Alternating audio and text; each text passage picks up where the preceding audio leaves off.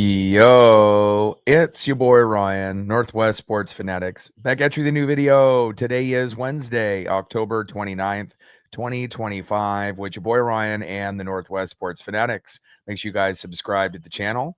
Smash that like button either now or on your way out. Donate to your boy if you can. Cash App $ORIONNWSF or the YouTube Super Chat. Right here, we got the Toronto Blue Jays versus the Los Angeles Dodgers.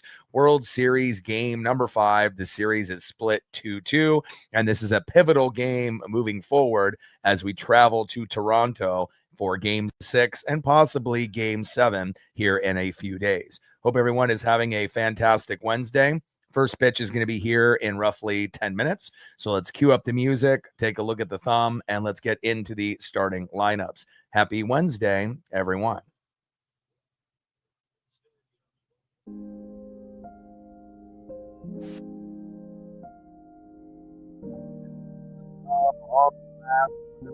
First baseman in the game, Vladimir Guerrero Jr. And on the right, arguably the best player in the game right now, it is Showtime, Shohei Ohtani. And now let's get into the starting lineups here first for the visiting Toronto Blue Jays. Leading off for the Blue Jays in left field, David Schneider. Batting second, playing first base, Vladimir Guerrero Jr. Batting third, DHing for Toronto, Bo Bichette. Batting cleanup, batting fourth, catching today for the Blue Jays, Alejandro Kirk. Batting fifth, playing center field, Dalton Varsho. Batting sixth, playing third base, Ernie Clement.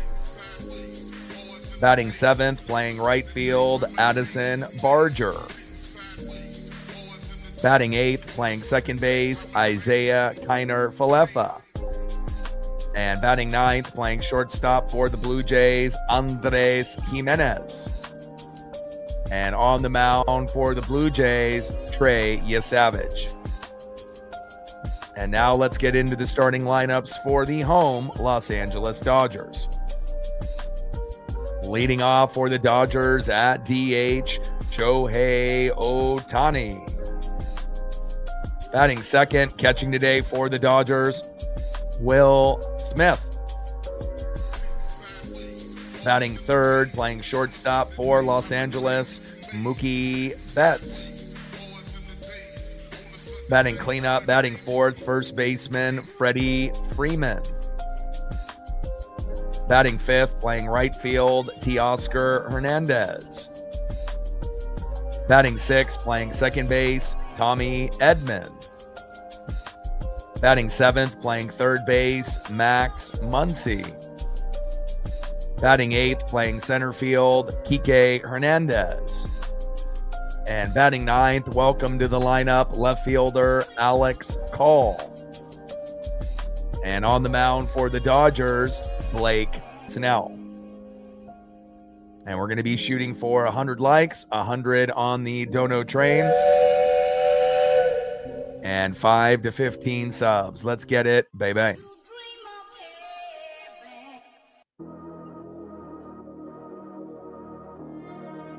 Dark Passenger in the building. What's good? And again, series tied up 2-2 here between the Blue Jays and the Dodgers. And typically, the winner of Game 5 is just as pivotal as typically Game 3. You end up getting the advantage and going up 3-2. Obviously, more times than not, it's usually 60% chance or higher that you end up winning it all. But both of these teams are very resilient, and the loser of this game could definitely win the last two, regardless if that's Los Angeles or the Toronto Blue Jays. And I honestly do believe that. So, it kind of feels like this is going to be a 7-game series. And again, I'm really, I'm trying to put the right word to it, surprised, excited for them, that they were able to do what they did without George Springer. Again, a lot of times if you end up losing, you're your second best player, behind Vladdy, usually that's a wrap, right? But for them to be able to go with Nathan Lucas leading off yesterday, and now they're going with Davis Schneider, obviously not having, Springer available hurts, but there is a chance when we go back to Toronto that he may be able to play, and that's probably when they're going to need him the most. So again, this team is resilient. After going 18 innings, they easily could have folded yesterday, but it also shows you the Dodgers have a big weakness, and that's that bullpen. So if you can end up getting a couple runs early, on the Dodgers, and you can put the pressure on and somehow, some way get their starting pitcher out, within the first 5-6 innings, instead of having a guy go 7, 8, 9 like Yoshinobu Yamamoto, then obviously things will be a little bit different. But definitely excited to be able to see where this game goes tonight between Trey Savage and Blake Snell. Now remember, in game 1 for Blake Snell, I assume the Dodgers were thinking they were going to be able to get that dub in game number 1, but remember, when Blake got roughed up for 30 pitches, in the first inning, that was kind of foreshadowing of things to come later in the game. And by the time that he hit pitch 100, he had bases loaded left for the bullpen, and that was a wrap. So again, the Dodgers are going to need to be able to score early and often. And obviously the, game plan for victory, try to have Snell complete, the full game. And if he can't, have him go as long as possible, 7, 8, 9. So that way they only have to potentially play 1 or 2 individuals. And obviously they have Sasaki as the closer. So best case scenario for the Dodgers, Snell goes all 9 innings or goes 8. They bring in Sasaki, game over. And obviously if you're the Blue Jays, you want Trey to go 6, 7 innings if possible. Blue Jay bullpen obviously has some weaknesses there as well, but it feels like they have a few guys that can get the job done. And then they have a few guys that have, maybe been a little below average. But with the Dodgers, it's pretty much starting pitching and then the closer with Sasaki. I'm not really sure if there's, anybody that they really fully trust, at this point. So we'll see where it goes. And definitely excited here on this Wednesday evening to see how this all plays out. Daniel in the building, what's good? Blue Jay in the building, what's good? Victoria in the building, what's good? Let's get it, baby.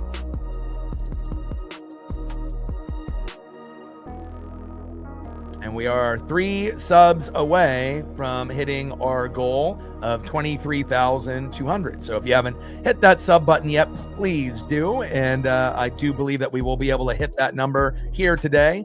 And again, hopefully we have a very back and forth matchup here in World Series game number 5. But, if the Dodgers win, I think Blue Jay fans feel very confident they can win the last 2.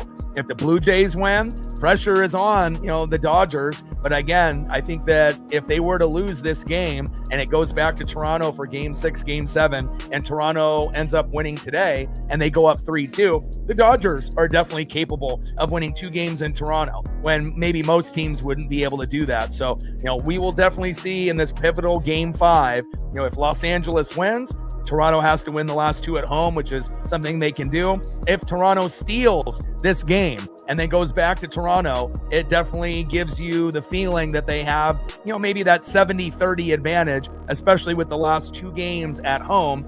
But also remember, both of these teams are very good on the road. So they can not only, get the job done in front of their fans, but they can also get the job done, obviously in harsh territory, with the fans booing them and everything going against them with their backs against the wall. So I know some people thought early that it would be a sweep, for the Dodgers or Dodgers in 5. And even with no George Springer, the Blue Jays have proven that they can hang at this point of the season with anybody.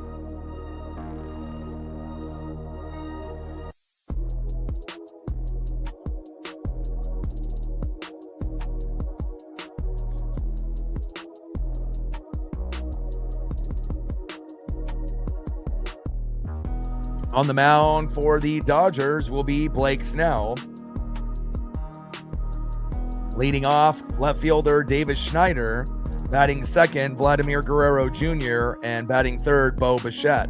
And not a whole lot of movement, in that lineup. Really, the big, substitution was Schneider, leading off instead of Nathan Lucas. And then as far as weaknesses for the Dodgers, really, that was just Pages in center field. So they end up moving Kike to center, and then we end up getting Alex Call to get a chance to play left field. So we will see, based on these adjustments, if that ends up improving the Dodger lineup defensively and offensively by not having Pages in the lineup. And then obviously we want to see if, Davis Schneider can have the same kind of impact as Nathan Lucas did yesterday. We will wait and see.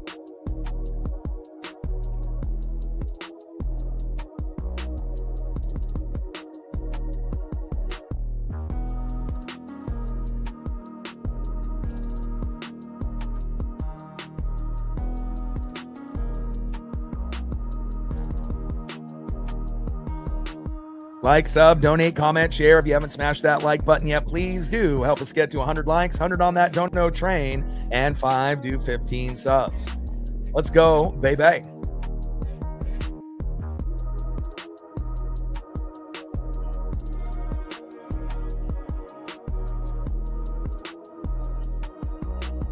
And we definitely are curious to see if Snell lights it up here today, or if he ends up having struggles like he did before. Back. See ya! First pitch of the game goes yard. Unbelievable. Davis Schneider subbing in for Nathan Lucas goes for that first swing fastball right down the middle. And guess what? He got it. Unbelievable. Toronto Blue Jays, are you kidding me? Davis Schneider filling in for Nathan Lucas. First pitch of the game. Goodbye, baseball. Wow. Unbelievable. And it's exactly what they needed, to get going right out of the gates. And again, they have roughed up Snell, but they haven't been able to really touch Yamamoto. So again, Snell struggling again, starting off the game. Next up is Vladimir Guerrero Jr. And again, you couldn't have asked for a better start, for the Toronto Blue Jays. And back. See ya! Unbelievable. Back-to-back home runs by Vladimir Guerrero Jr. and Davis Schneider. If you're going to throw a four-seam fastball, that's not going to get the job done. Unbelievable. 2-0 Blue Jays. Someone pinch me, I'm dreaming. And again, I can only imagine what the Toronto fan base is feeling right now, because this is a game that they had to steal. And again, going back to Toronto, again, if they go up 3-2, the realistic possibility of the Blue Jays being champions becomes that more real. Unbelievable. Wow. And again, Snell hasn't really been on as of late. Again, in the Milwaukee Brewer, NLCS he was, but not against this Toronto Blue Jay team. Gave up 30 pitches in the first inning, and his worst nightmare is happening right in front of the Dodger fan base. Home run by Schneider, home run by Vladdy. Now we have Bo Bichette. 0-1 pitch, fouls it off low and at the knees. And now after throwing all those four-seam fastballs, he decides to switch it up and throw curves. A little too late for Blake Snell.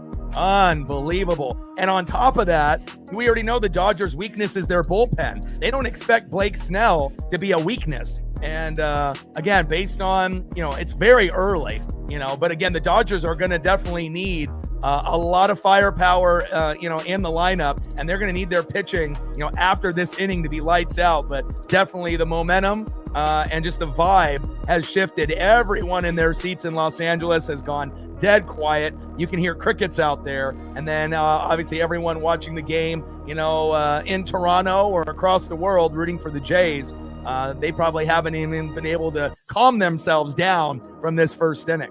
0-2 pitch, low and away. 1 ball and 2 strikes to Bo Bichette. 1-2 pitch, high and away with the changeup. 2 balls and 2 strikes to Bo Bichette. So obviously, if you feel like the four-seam fastball is one of your best pitches, guess what? You probably can't pitch it that much anymore. He threw curves, changeups in that at-bat, and big swing and a miss by Bo Bichette. And again, a pitch that they normally rely on with the four-seam fastball, you might have to tuck that away, because you've already given up a four-seam fastball home run to Schneider down the middle, and then 1 to Vladdy. Unbelievable. Next up is Alejandro Kirk. I'm not sure if I've seen a World Series game start this way ever before.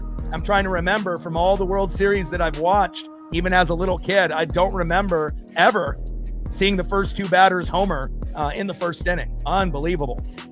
1-0 pitch, fouls it off low and at the knees. 1 ball and 1 strike to Alejandro Kirk. I mean, it definitely is, and again, the Blue Jays can't choke at home, but if they find a way to win this game, the percentage of them winning, in Toronto definitely goes up quite a bit as Alejandro Kirk singles to center and a nice single up the middle. If they win today and it goes back to Toronto, it kind of shifts and it probably feels maybe 70-30 Toronto's going to win it, or 60-40. Dodgers can still win 2 games, on the road in Toronto. That's very possible, but again, with the pitching woes, it feels like the only way that the Dodgers might be able to win is if Yamamoto were to pitch game 6 and game 7, and that's not going to be possible. So very crazy start here in the matchup. Next up is Dalton Varsho. If they had Yamamoto going 3 times, you would be able to, win it. But again, if he's only able to pitch twice, you're in trouble. And a big double play there by the Dodgers. And again, Dalton Varsho grounds out into the double play. Kirk out at second, but not after the damage is done. And it's not like this game is completely over, but definitely eyebrow raising by giving up back-to-back homers. And I'm not really surprised by the Vladdy, but I'm really surprised with the Davis Schneider first pitch, and again, they knew that he likes to throw that 4-seam fastball right down the middle. And again, sometimes it's going to work when you're overly aggressive on that first swing, and other times they're going to throw garbage. You're going to swing and a miss and you're going to get behind in the count. But again, after throwing those 4-seam fastballs, he definitely went to kind of his secondary pitch and a few others. So, and now they're going to review to see if this double play actually happened or not. Oh, he's safe. He's safe. Ty goes to the runner, but it looked like that foot came down. So, Mike in the building, what's good?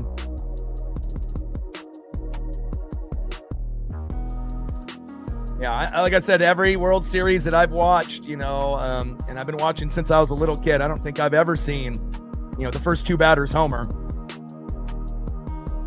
And again, it's not against like a crappy pitcher. We're talking Blake Snell. He's like one of the better pitchers in the game. So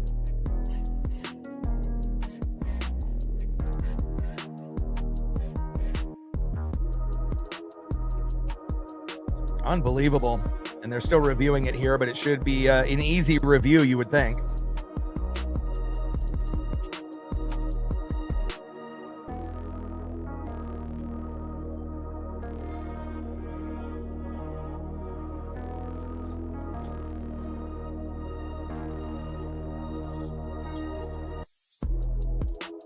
All right, obviously, review is corrected there. Double play, only 1 out, not the double play. So we have 2 away, and Ernie Clement is in the box. First pitch, inside, outside, 1-0 count. Changeup is outside, 87 miles an hour, 1-0 count to Ernie Clement. Throw to first, safe. Ernie Clement in the box, Blake Snell on the mound. And again, this is not what the Dodger fan base or the Dodger organization expected out of Blake Snell, in these key moments. They needed him and Yamamoto to be lights out to win this World Series. And if it's only Yamamoto and that's it, you're in trouble. Not to say that they can't come back and win this game and win 2 or 1 in, Toronto. They can. And got him at second base. What a throw there by Will Smith. And after the double play goes, obviously, back to being safe. That's some great defense there by the catcher, Will Smith. And that finally is out number 3. And again, if you throw haymakers and uppercuts early, that might take the crowd out of the game for quite some time, especially if the Dodgers don't get their first run by the 4th or 5th inning. It could end up being a long, long night. But again, the Dodgers have a lot of great players. They got Pages out of the lineup. We'll see what Alex Call can do. And they moved a few guys around in the order. Mookie has been struggling a little bit, in this World Series. Even though Teoscar homered, yesterday, he hasn't really been himself either. And they're definitely going to need, Muncy, Betts, Teoscar to step up, and they ended up flipping the order. Shohei is leading off, but they're going to have Will Smith bat second, and that could be a very strategic move at the end of the game. Instead of having Mookie up, if they have Will Smith, if it ends, being 9-1-2, Will Smith has been playing a little bit more consistent than Mookie, and then it, provides you Will Smith, Mookie Betts, and Freddie Freeman at the 2, 3, and the 4. And sliding down Muncy to the 7 with Kike in the 8. So I'm definitely interested to see how this all will play out.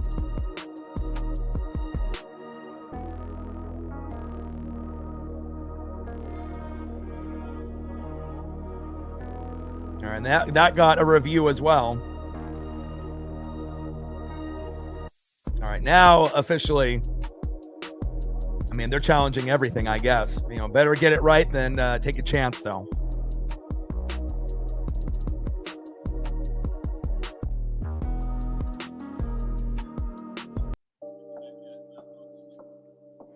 TJ in the building. What's good? And if you're just tuning into the game, Blake Snell got on the mound. And again, he likes to get ahead of the count, more than a lot of other guys. And, he will, throw a strike right down the middle, usually 90 to 98. And again, Davis Schneider is subbing in for Nathan Lucas, who is subbing in for George Springer, who's not playing. So, to have Schneider leading off and taking over Nathan Lucas, who actually did pretty good in the leadoff spot, filling in for George Springer yesterday, that was a little surprise. But again, they knew the game plan right out of the gates, that if Snell is going to throw it right down the middle, give it everything you got. Davis Schneider did. Good follow-through swing. See you later. 1-0 Blue Jays. 373 feet to left field. And then Vladimir Guerrero Jr. on the second pitch says, you know what? I can join this home run party as well. And he hits one to left, 394 feet. And just like that, within the first two batters, Schneider and Vladdy, we have an early 2-0 lead. And I don't know if the Dodgers are going to be able to recover. Again, it's only 2. Could have been worse. Could have been a 3-0, 4-0, obviously at some point later, in the inning if we were able to get guys on base. But again, when you strike early like that, it's like their backs are against the wall. They already lost that 18-inning game. It came back. Knew that the Dodger bullpen was not going to be good, found a way to get into that bullpen and rough them up, got the win yesterday. And again, the Dodgers are not going to be able to win, if Snell is not good, and then they have to rely on the bullpen. I assume that they were hoping Snell would be able to go 6 minimum, but hoping that he could go 7 or 8. So that way they could only use, Roki Sasaki, and then they can go back, to Toronto with a game lead. And then if they lose game 6, no worries. They're still up, at that point, 3-2. It drops to 3-3, and then, go at it in game 7, let the best team win. But if the Dodgers end up dropping this game, a lot of pressure with 2 games there in Toronto. Unbelievable.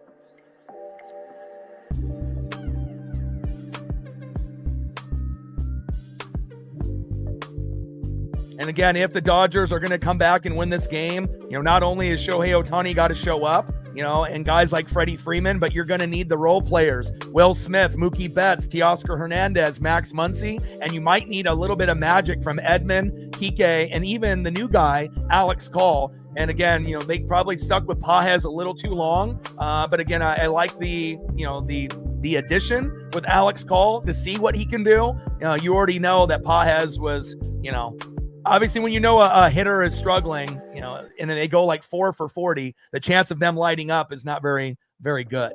First pitch is low and at the knees to Shohei Ohtani from Trey Savage. 1-0 count.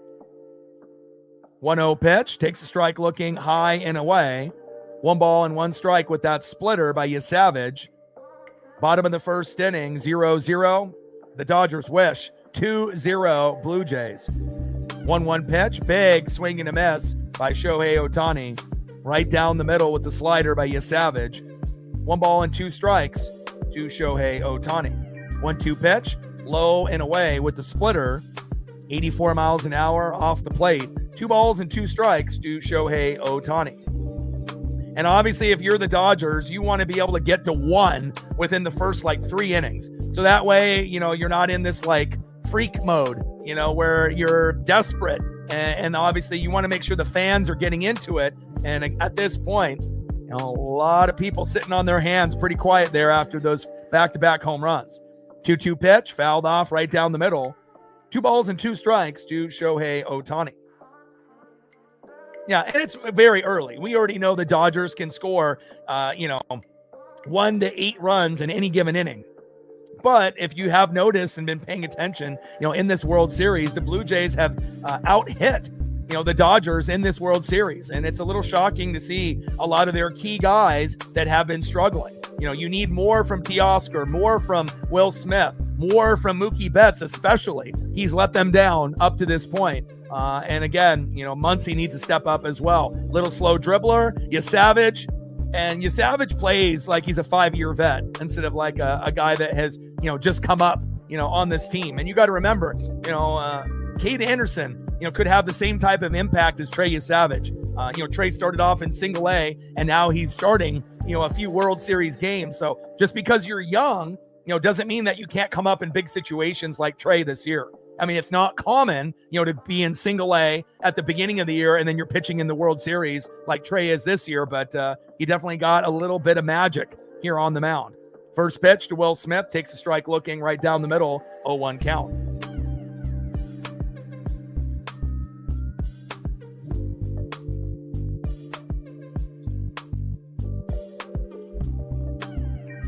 Oh, 0-1 pitch popped up into left field, and Will Smith flies out. That is 2 away. Down goes Will, and next up is Mookie Betts. And again, Mookie needs to step up. I mean, if Mookie Betts plays well in these last, 2 to 3 games, the Dodgers are going to win. But if he doesn't and he continues to struggle, again, that definitely is going to be a very heavy advantage for Toronto. And what makes it even more impressive is they're not doing it with George Springer, who's been their best or second best player with Vladdy, being out, and they're still finding ways to win, showing you how resilient this Blue Jay team is. And again, obviously as a Mariner fan, we would love to be in this position, but also on the flip side, it can give us a little bit of hope that if we end up making it against the Dodgers next year, that we might be able to win it all, possibly like the Blue Jays potentially could possibly win it all this year. So 0-1 pitch, big swing and a miss, low and away. No balls and 2 strikes to Mookie Betts. 0-2 pitch, big swing and a miss, and Mookie's struggles continue. Down goes Mookie. Another punch out there from Trey, and we're at the end of the first inning. Dodger crowd very quiet, and it is a 2-0 lead for Toronto. I mean, you couldn't have scripted a better start. Savage doesn't give up anything. You get a home run on the first pitch. You get a home run on the second pitch to Vladdy, and now you've sucked out all of the positive vibes and energy from all of the Los Angeles fan base, at least here early. But again, I don't think we've ever seen a game start off like that, with 2 home runs in the first 2 batters. I've been watching since, I was 3, 4, 5 years old, and I cannot recollect any World Series game that I've watched that has happened. And I imagine the stat nerds will look it up and see if that has ever happened before, or maybe the broadcast crew will, be able to get some stats if that's ever happened before. I mean, going back to the early days, it's possible, it might have happened in the old school, Dodger days or Yankee days with Babe Ruth, or, back with Lou Gehrig or Mickey Mantle, back in that era, maybe that, happened back then. But obviously for a lot of us, we weren't alive in that time period. So definitely interested to see if that has ever happened before. End of the first inning, 2-0 Blue Jays. Let's see who's up next here for Toronto at the top of the second. Next up in the top of the second inning, third baseman in the 6 hole, Ernie Clement. Batting second, right fielder in the 7 hole, Addison Barger. And batting third in the 8 hole, second baseman, Isaiah Kiner-Falefa. Like, sub, donate, comment, share. If you haven't smashed that like button yet, please do. Help us get to 100 likes, 100 on the dono train. And we need 5 to 15 subs today, 3 to be able to hit our new goal.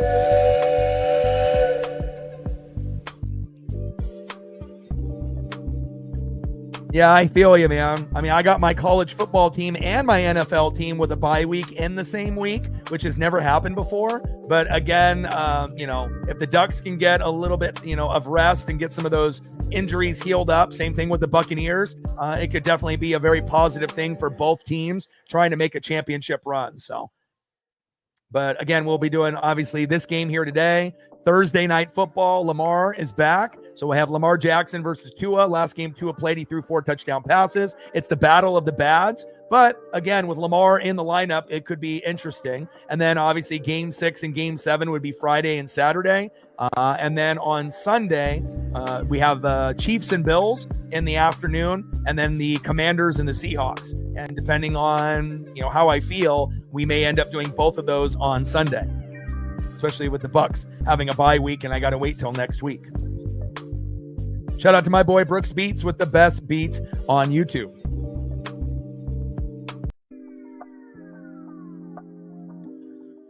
First pitch from Blake Snell to Ernie Clement.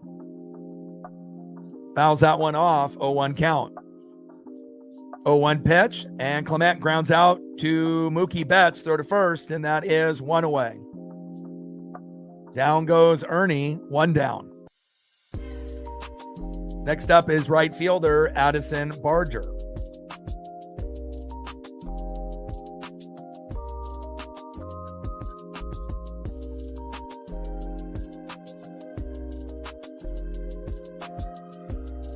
I think, and really the only positive thing, for the Mariner fan base, if the Blue Jays win, the whole thing, obviously it'll give us hope that we can do the same thing, because we were right there, toe-to-toe with them, 3 innings away from, making it to this game. So, and Barger with a nice single to right, especially with the Dodgers' woes in the bullpen, and I know the Mariners would have been able to exploit that as well. Next up is Isaiah Kiner-Falefa. First pitch, high and away, 1-0 count. I mean, it always stings and hurts when you're that close. Milwaukee had no chance. I mean, they couldn't even put up runs, let alone hits, and they got swept. We were literally 3 innings away in game 7. So, the Brewers and the Mariners are not on the same level. We were definitely much better than them at this point in the season. So we will see if the momentum and Uncle Mo will continue to keep grinding out these victories for the Blue Jays. 1-0 pitch, big swing and a miss, low and away. 1 ball and 1 strike to Kiner-Falefa.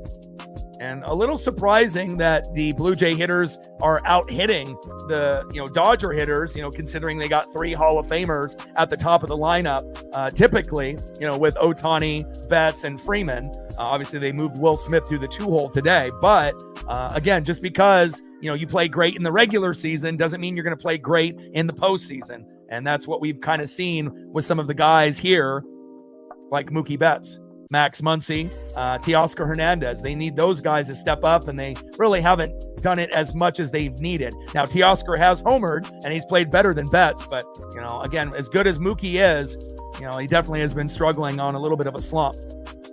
2-1 pitch, takes a strike looking high and away. 2 balls and 2 strikes to Kiner-Falefa. Snell on the mound. Kiner-Falefa in the box.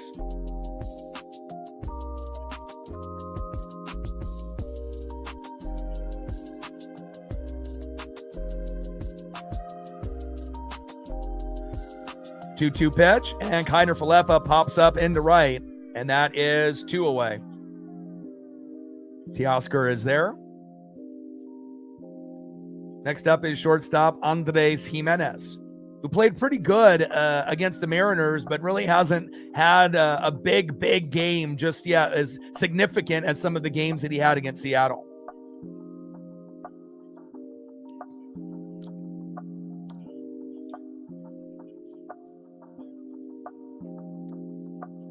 First pitch from Snell to Jimenez, takes a strike looking low and away, 0-1 count.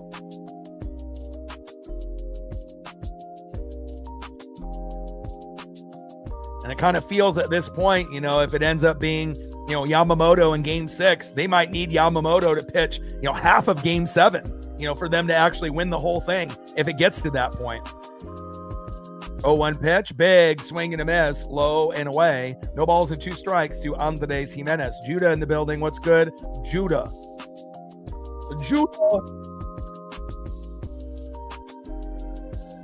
Look at that, 375 postseason with runners on base, 2 home runs.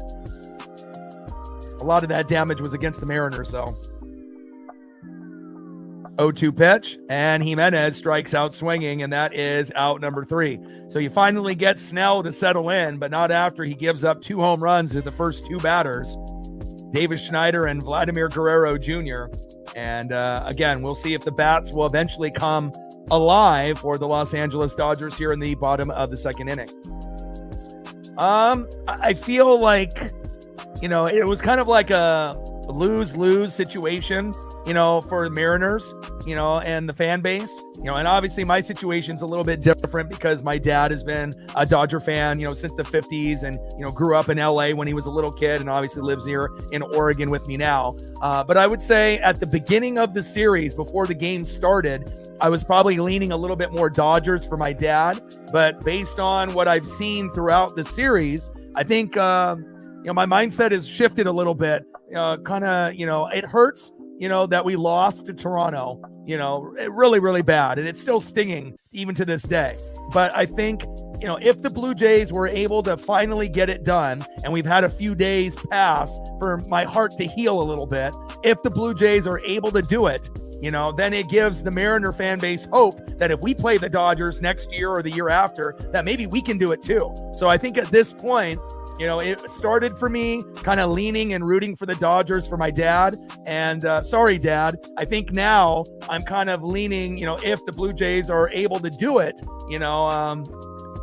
they're definitely getting close, and putting the pressure on Los Angeles. And this game is far from over. And obviously you got 2 games in Toronto, and we know the Dodgers can win 2 games on the road. But I feel like, the Blue Jays winning it all, would still hurt me.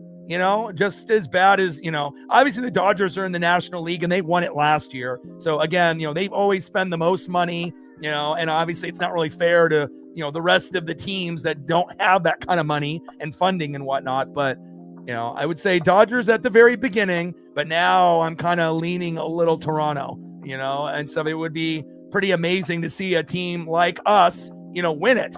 And again, it's like a David Goliath story, but with that being said, Toronto has outplayed the Dodgers other than the Yamamoto start.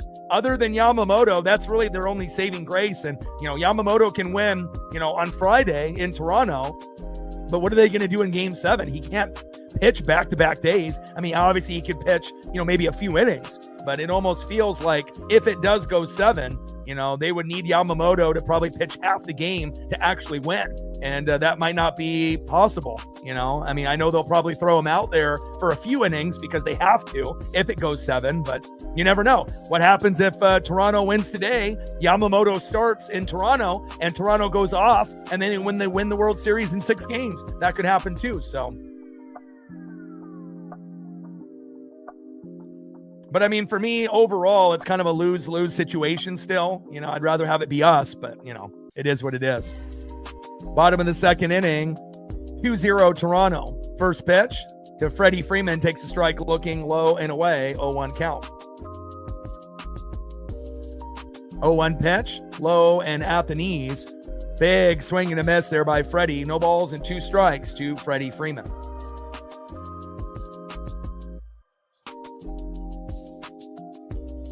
0-2 pitch, fouls it off, low and away with a splitter, 85 miles an hour, no balls and 2 strikes to Freddie Freeman. And if we could actually get, teams to win the World Series that aren't the Dodgers or the Yankees, that's kind of good for baseball too. I mean, obviously, if you're a Yankee fan or a Dodger fan, you're going to always be really popular, as far as baseball in general. But again, if we could start getting some teams, other than the powerhouses to win, then it obviously gives hope to other teams, that may not be the Dodgers or the Yankees, that type, that they can maybe do it too. And obviously, if the Blue Jays win, that'll be the first kind of like, wow, maybe since the Washington Nationals a few years ago when they won it. Everyone else was kind of favored, or you kind of knew they were going to win. Astros, Braves, Dodgers, kind of felt like they were the better team. So pitches inside, 2 balls and 2 strikes to Freddie Freeman.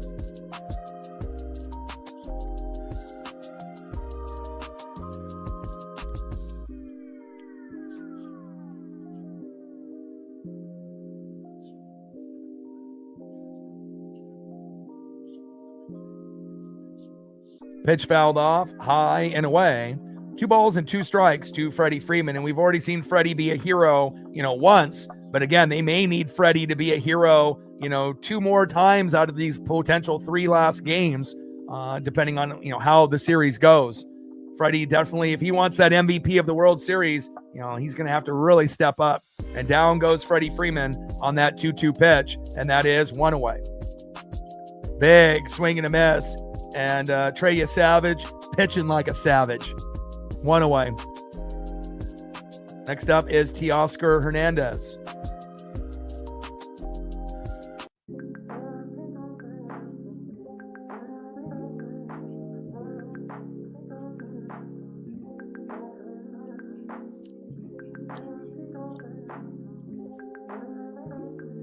First pitch, low and away.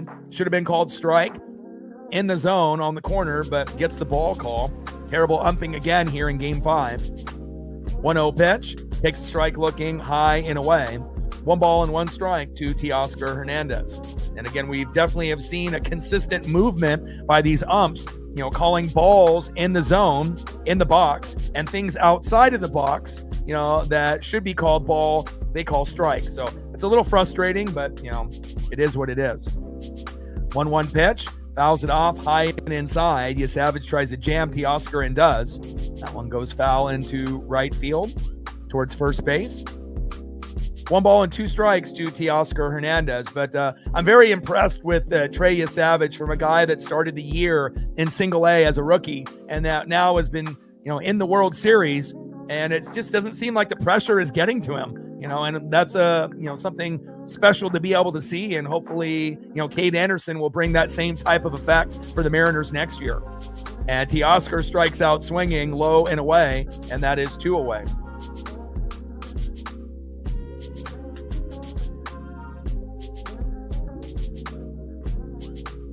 Next up is second baseman Tommy Edman.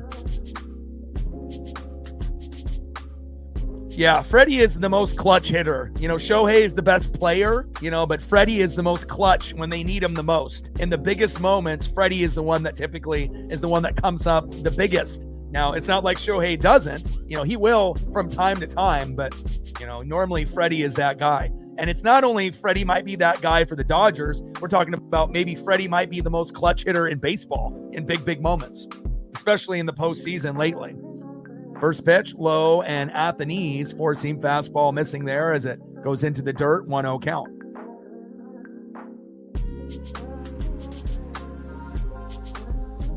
Trey Savage on the mound. Tommy Edman in the box. 1-0 pitch, fouled off right down the middle with that slider off speed, 88 miles an hour. 1 ball and 1 strike to Tommy Edman. 1-1 pitch, fouled off high and away. 1 ball and 2 strikes to Tommy Edman. Bottom of the second inning, 2-0 Blue Jays with back-to-back homers from Davis Schneider and Vladimir Guerrero Jr.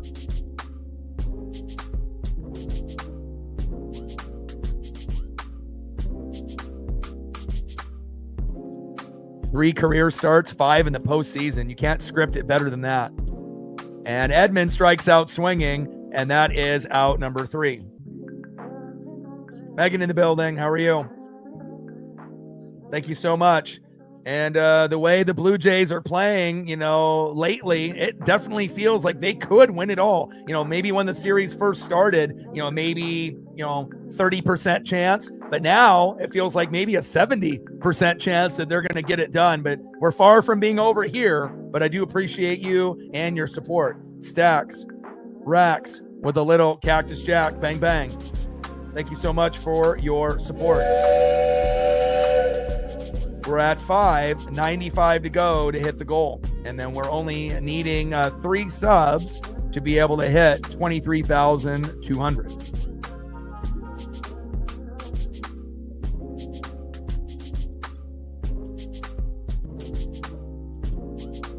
Let's see who's up next here for the Blue Jays in the top of the third. Leading off for the Blue Jays, 1-for-1 with a run and an RBI. Took the first pitch right down the middle. Out of the building, Davis Schneider. Batting second, 1-for-1 with a run and an RBI. Took the second pitch out of the building, Vladimir Guerrero Jr. And batting third, 0 for 1 with a K, DHing Bo Bichette.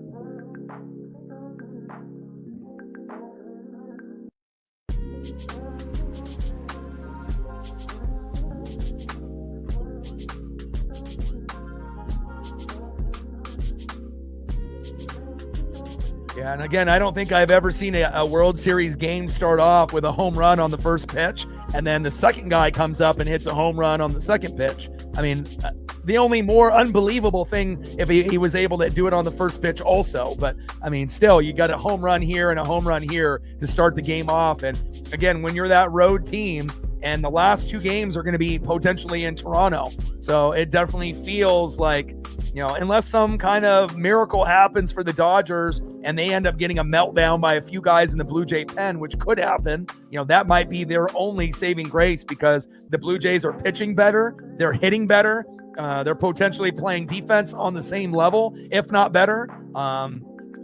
Again, Yamamoto, it really has been the thorn, in the side for Toronto. I mean, we know Yamamoto has been lights out with that complete game, and the last time a pitcher did that was like 11 years ago. But at this point, Yamamoto is only going to be able to pitch one more game, and that will be on Friday, Game 6. And then again, they'll probably try to get him to throw in Game 7 if it goes that, deep, because that might be the only way that they can compete. Even if his arm ends up almost falling off, that might be the only guy that could really get it done. And honestly, even a guy that pitched the day before, that might even still be a better option than some of the others that they have. So first pitch from Blake Snell to Davis Schneider, high and away. Throws the 4-seam fastball, but he knows better not to throw it right down the middle. Otherwise, Schneider might go yard again. 1-0 count. 1-0 pitch, low and at the knees with the changeup. Missing by an inch. 2 balls and no strikes to Davis Schneider. And again, Davis Schneider normally is a bench player. And again, he's replacing Nathan Lucas, who was replacing George Springer. So again, it's not like, they have all of their players healthy. George Springer is definitely a big loss. But based on how Nathan Lucas and Davis Schneider have played these last 2 games, they haven't missed a beat. 2-0 pitch, fouled off, low and at the knees. 2 balls and 1 strike to Davis Schneider. 2-1 pitch, high and away. 3 balls and 1 strike to Davis Schneider. Blake Snell on the mound, Schneider in the box.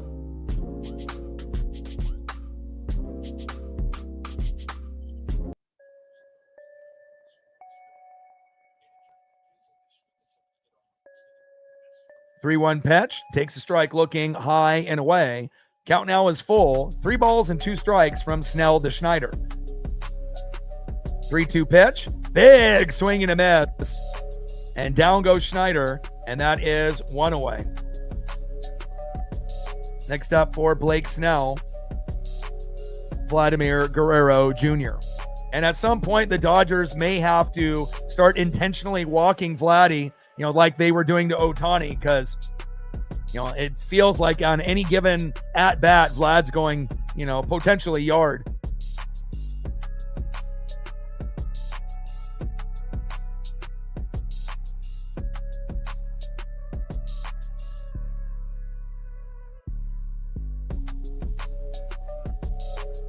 First pitch to Vladdy, high and away, 1-0 count. 1-0 pitch, big swing and a miss, low and away. 1 ball and 1 strike to Vladimir Guerrero Jr. 1-1 pitch, low and at the knees. 2 balls and 1 strike to Vladimir Guerrero Jr. Top of the 3rd inning, 2-0 Blue Jays.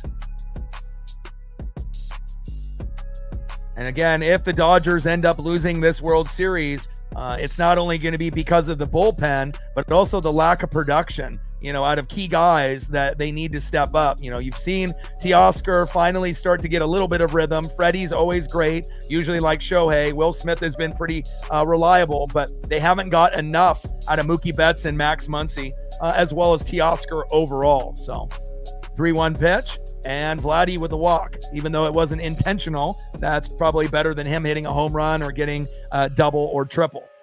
Vladdy to first. Next up, DHing here today is Bo Bichette.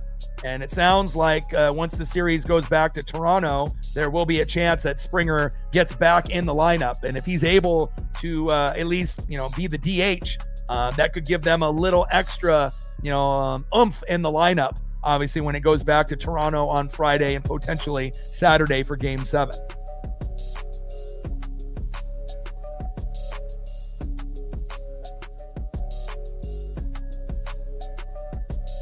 But again, if the Blue Jays do win, that will, definitely, double play attempt, but he ends up falling down there at second base.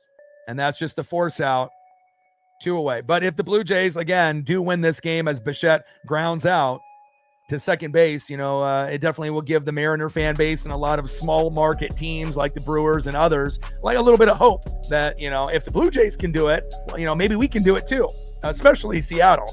If there's a team that's right there with the Blue Jays with a similar, type of roster and athletic ability, we were only 3 innings away from being in this game ourselves. So, a lot to look forward to if the Blue Jays can pull it off.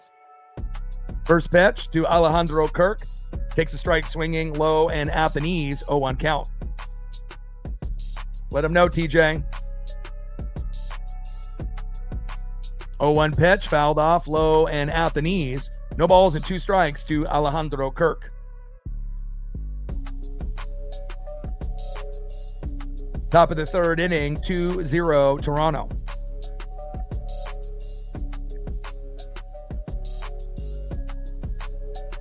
Oh-2 pitch, high and away. 1 ball and 2 strikes to Alejandro Kirk. Yeah, again, and there's going to be some people, that will have a couple teams that people can root for, in different types of sports. But, I'm kind of like you, Victoria. Usually for me, it's just one. There might be players that I really do enjoy on other teams. But, usually for me, it's one team for baseball, one team for the NFL, one team for college football, one team for basketball, one team for hockey, even though I might like other players on other teams. But, usually it's just one for me. But there's nothing wrong, if you end up liking another team or based on your situation, 1-2 pitch, fouled off, high and inside. 1 ball and 2 strikes with a runner at first and 2 outs. 2-0 Blue Jay lead. And also it depends on, your actual fanatic level. Every fan is a little different. Being a fair weather fan, bandwagon fan, an occasional fan, watching when the team is good and maybe not when they're not. And then also, diehard fanatics, that are watching every game, every pitch, beginning to end, like a lot of us here on the channel. So, again, when you commit that much time and energy to one team, there's just no room for, liking another secondary team. You just have too much invested in that primary. 2-2 pitch, fouled off, low and at the knees. 2 balls and 2 strikes with a runner at first and 2 outs. 2-0 Toronto lead. Snell on the mound, Alejandro Kirk in the box. Yeah, and again, we just got to be able to grind it out until we get back into Mariner baseball in March. If they have some games that I can do in spring training, I will, because we'll be itching for baseball at that point. And that is out number 3. Down goes Alejandro Kirk. Let's go to the bottom of the third inning, 2-0 Blue Jays. But we'll do some NFL, we'll do some college football. We'll do some NBA, some NHL, maybe some WWE. Obviously, NASCAR is down to their final 4 for the championship. So that's starting to come to an end as well. And then once we get into March, we'll get right back into, doing baseball, hopefully from March all the way to the end of October, beginning of November, like the Blue Jays and Dodgers are doing this year.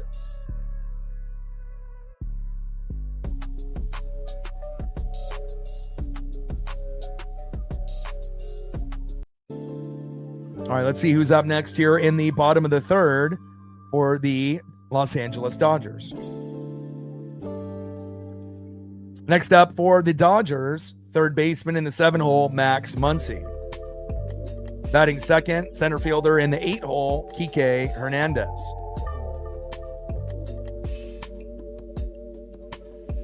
And batting third in the 9-hole, left fielder, Alex Call. Like, sub, donate, comment, share. If you haven't smashed that like button yet, please do. Help us get to 100 likes, 100 on the dono train, and 5 to 15 subs. We only need 3 to get to 23,200. So if you haven't hit that sub button yet, please do. Help us get there.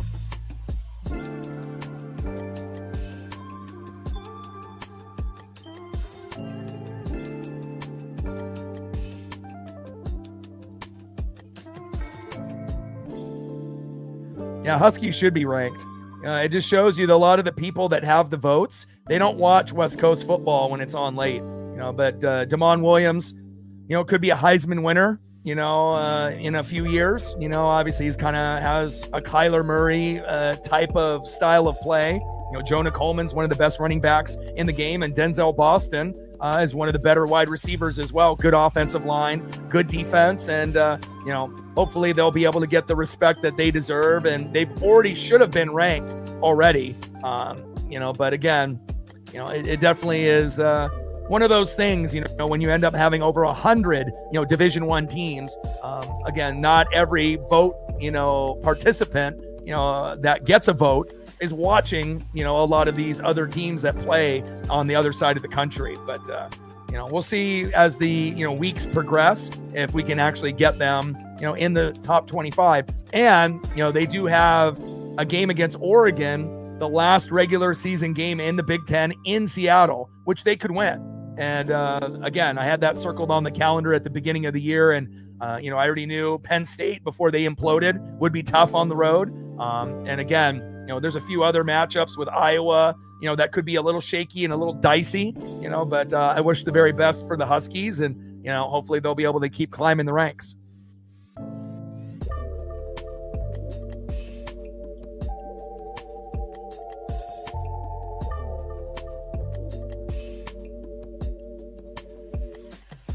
First pitch from Yasavage to Muncy, takes a strike looking right down the middle, 0-1 count.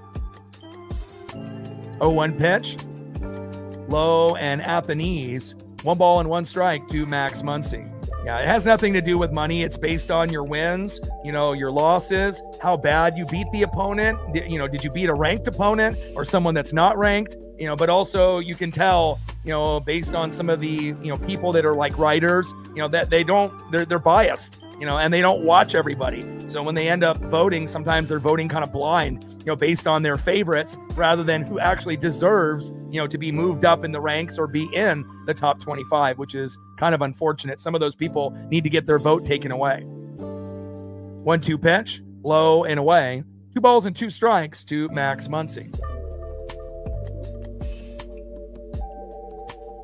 I mean, you can definitely tell the people that watch college football based on their votes and the people that don't, that just are kind of entitled based on their position, and they get a vote, but they're not really, voting accurately. They're, voting based on their own biased takes and who they want in the top in those positions. So 3-2 pitch, and takes strike 3 looking low and in the zone, and down goes Muncy on strikes, and that is 1 away. Trey Savage pitching like a savage. He's been very good, especially for a rookie that started the year off in single A. Hopefully Cade Anderson can follow in his footsteps. Next up is Kike Hernandez.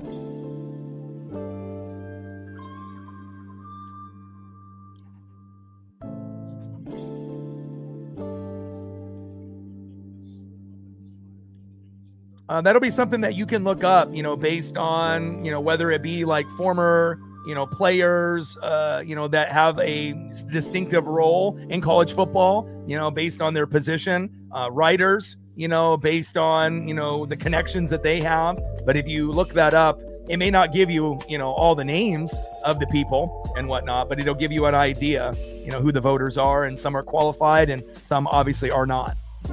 Just like the people that they end up voting for, people that make the Hall of Fame, whether it be like unanimous or not, like Mariano Rivera, unanimous, right? But King Griffey Jr. and Derek Jeter and Ichiro were not, because people were hating on them, based on, they just don't like that particular player, or it might be like a race thing, or a rivalry, where that player was on the opposite team and they just don't, they want to, kind of just be an ass and not give credit to that player. It's kind of a damn shame that it's like that, but back, gone. Kike Hernandez comes up big again, 407 feet. And just like that, like I mentioned, they needed to get on the board by the third inning. And there it is. Kike Hernandez always stepping up in the postseason. 2-1 Blue Jays. Huge way to bring the electricity for the Dodger fan base. Next up is Alex Call. And we'll see if that wakes up the rest of the Dodger bats.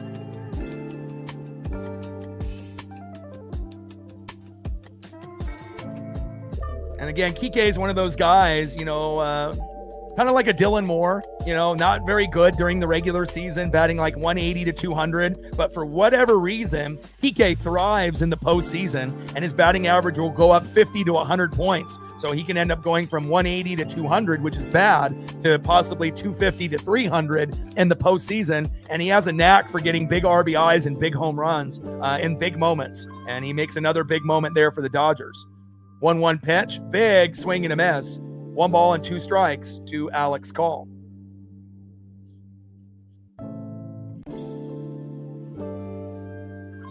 He's Savage on the mound, Alex Call in the box. And obviously Call is a backup that normally doesn't play a whole lot besides pinch hitting, but Pages was on a big slump. Anytime you go 4 for 40 or 4 for 50, at some point you got to pull the plug and you got to go with someone else on the bench. And they made the move finally here in Game 5 in the World Series. 1-2 pitch, low and away. That should be strike 3 for you, Savage, and another bad call by this ump. And hopefully at one point we can get a little bit of consistency, but when it's in the box, how are you calling that a ball? Unbelievable. 2-2 pitch and call out to center, and that is 2 away.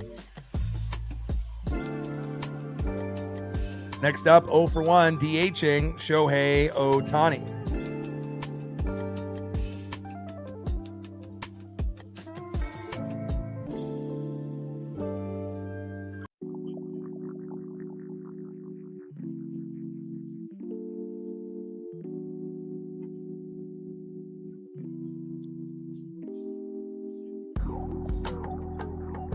First pitch from Savage to Ohtani, low and at the knees with the four-seam fastball, 94 miles an hour, 1-0 count. Bottom of the third inning, 2-1 Toronto with nobody on and 2 outs. Home runs by Davis Schneider and Vladdy to start the game off, the first 2 batters, and then Kike Hernandez joins the home run party for the Dodgers, putting the team on his back. 1-0 pitch, takes a strike looking high and inside. 1 ball and 1 strike to Shohei Ohtani.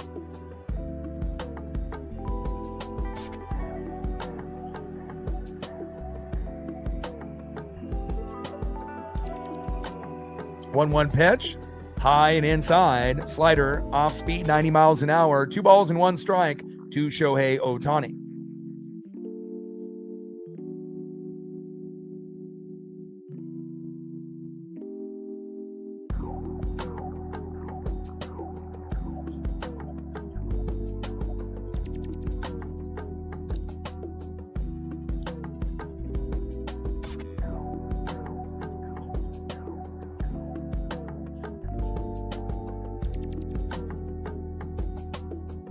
And down goes Ohtani, and that is the end of the third inning. 2-1 Blue Jays, but at least for the Dodger fan base, they were able to get at least on the board, so they're not going to be pressing, if it goes 5, 6, 7 innings and they still haven't scored yet. So they're right back in the game after Ohtani has a big whiff and a miss. A nice job by Kike to make the game more interesting at this point. Let's see who's up next here in the top of the fourth inning for the Toronto Blue Jays.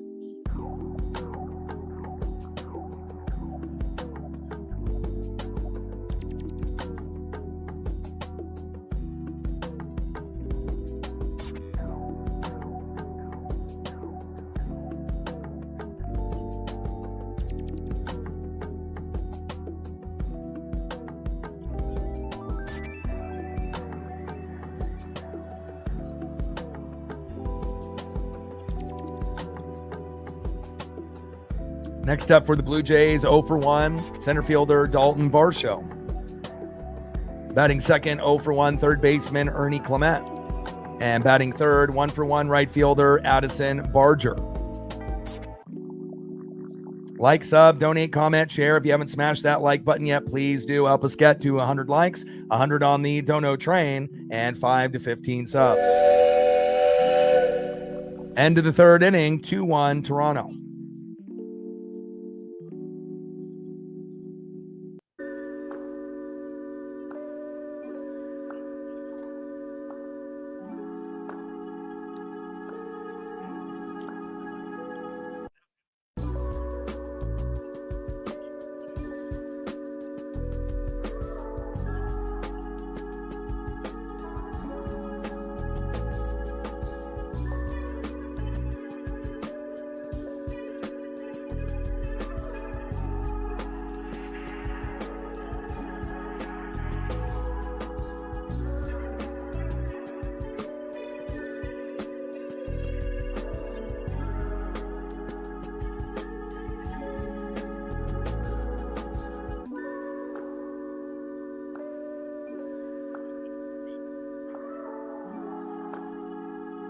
Yeah, at this point, it kind of feels that way.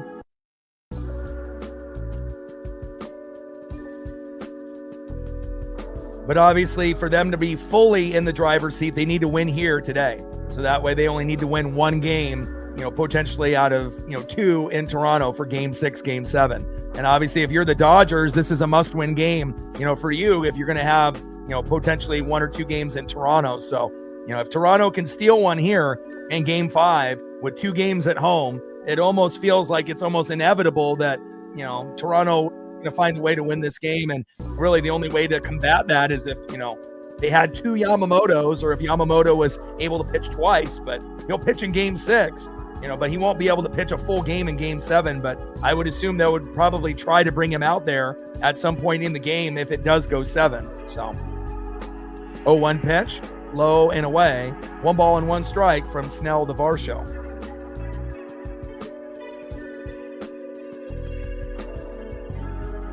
1-1 pitch, fouled off, low and away. 1 ball and 2 strikes to Dalton Varsho. Top of the 4th inning, 2-1 Blue Jay lead with nobody on and no outs.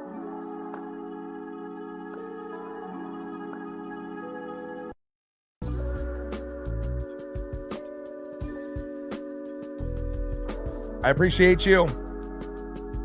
1-2 pitch, low and away. 2 balls and 2 strikes to Dalton Varsho.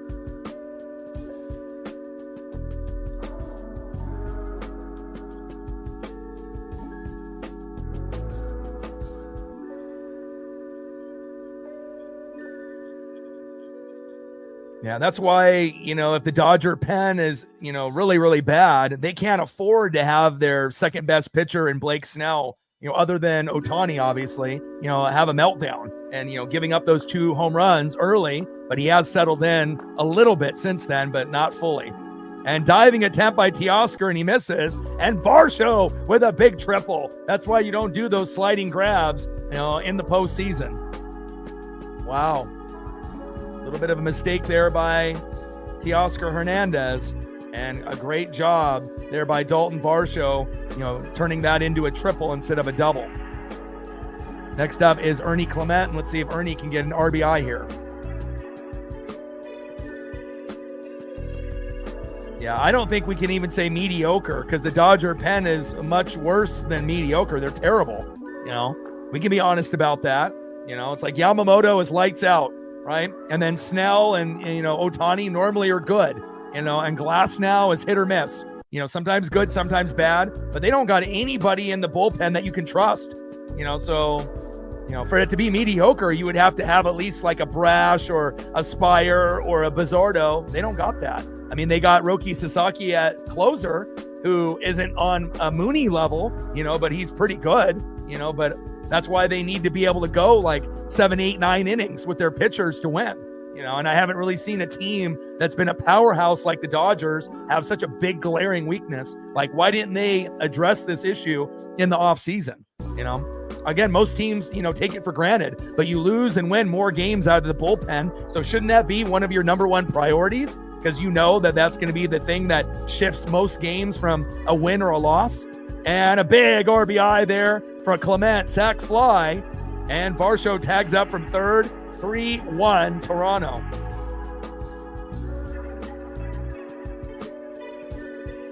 And again, if Toronto would have won that 18-inning game and then won yesterday, then it's over. Goodbye. There's no chance for the Dodgers coming back at that point. If the Dodgers are down 3-1, they're not coming back. So even though I know it probably hurt the Blue Jays to play that long, but obviously, they were very focused yesterday. They got the meltdown that they needed, and again, as long as you're not going against Yamamoto, you got a lot of confidence out there. Even against Snell and Shohei Ohtani, you still feel that you're going to rough them up. 1-0 pitch, low and away to Addison Barger. 2 balls and no strikes from Snell to Barger.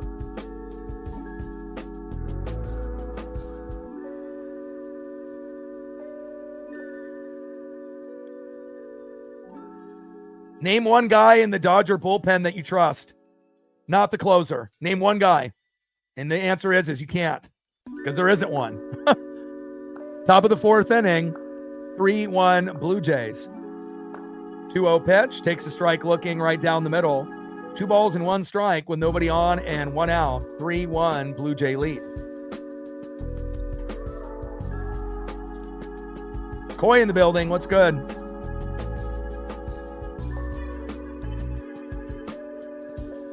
And I appreciate you. 2-1 pitch. Low and at the knees. Count now is 3 balls and 1 strike with nobody on and 1 out. 3-1 pitch, fouled off right down the middle. Count now is full. 3 balls and 2 strikes from Snell to Barger.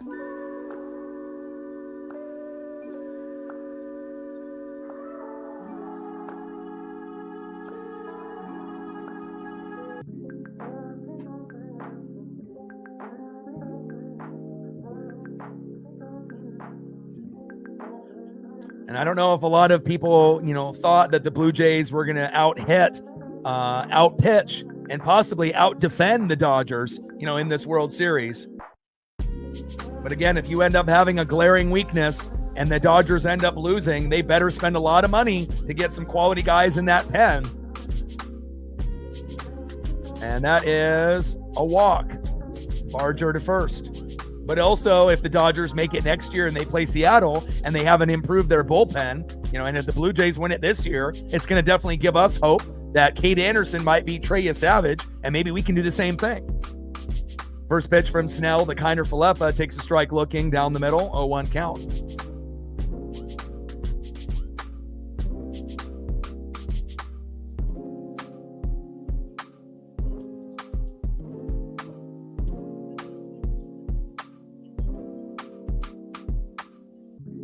Oh-1 pitch, fouled off, high and away.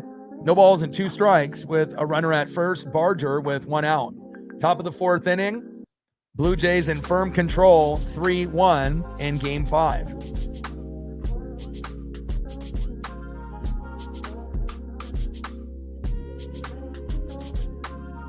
And guys like, Mookie Betts, you're running out of time, because again, they need you to step up, and that's going to be one of the reasons, besides the bullpen, if they lose this World Series, again, you got to have your best players, especially Hall of Fame players, step up.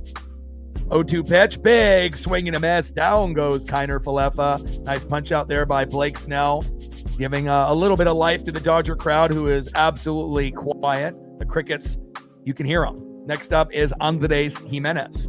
First pitch, big swing and a miss, high and away, 0-1 count.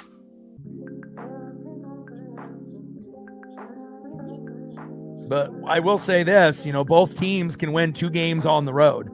Toronto can win in LA, LA can win in Toronto. And I really do hope it goes 7 games. And there's probably a pretty good possibility it does, because you're going to have Yamamoto on the mound on Friday in Toronto in Game 6. And then we'll see what happens in Game 7.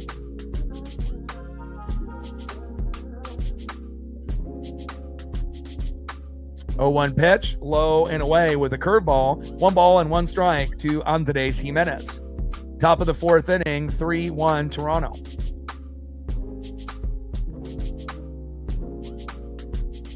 1-1 pitch, fouled off low and away, off speed pitch, curveball there by Blake Snell. 1 ball and 2 strikes with a runner at first and 2 outs. But, based on the Dodger team that you saw against the Brewers and the NLCS, they're not looking anything like they did against them. Obviously, this Toronto team is much better than Milwaukee. Even Seattle is better than Milwaukee. But again, maybe they thought it was just going to be easy for them. And obviously it is not.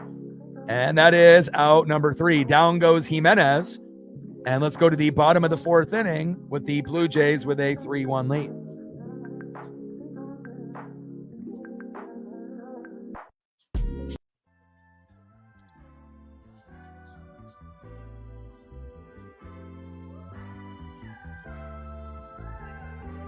Let's see who's up next here in the bottom of the 4th for the Dodgers. Next up for the Dodgers, catcher in the 2-hole, Will Smith. Batting second, 0 for 1 with a K, shortstop Mookie Betts. And batting third, 0 for 1 with a K, first baseman Freddie Freeman.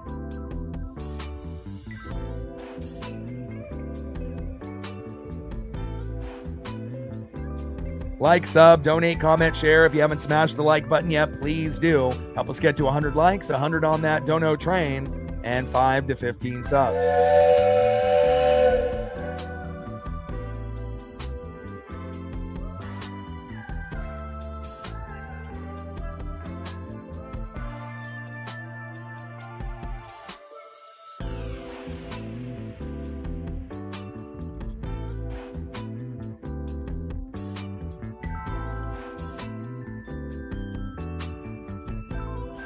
Yeah, well, they got they have 5 relief pitchers on IR, right?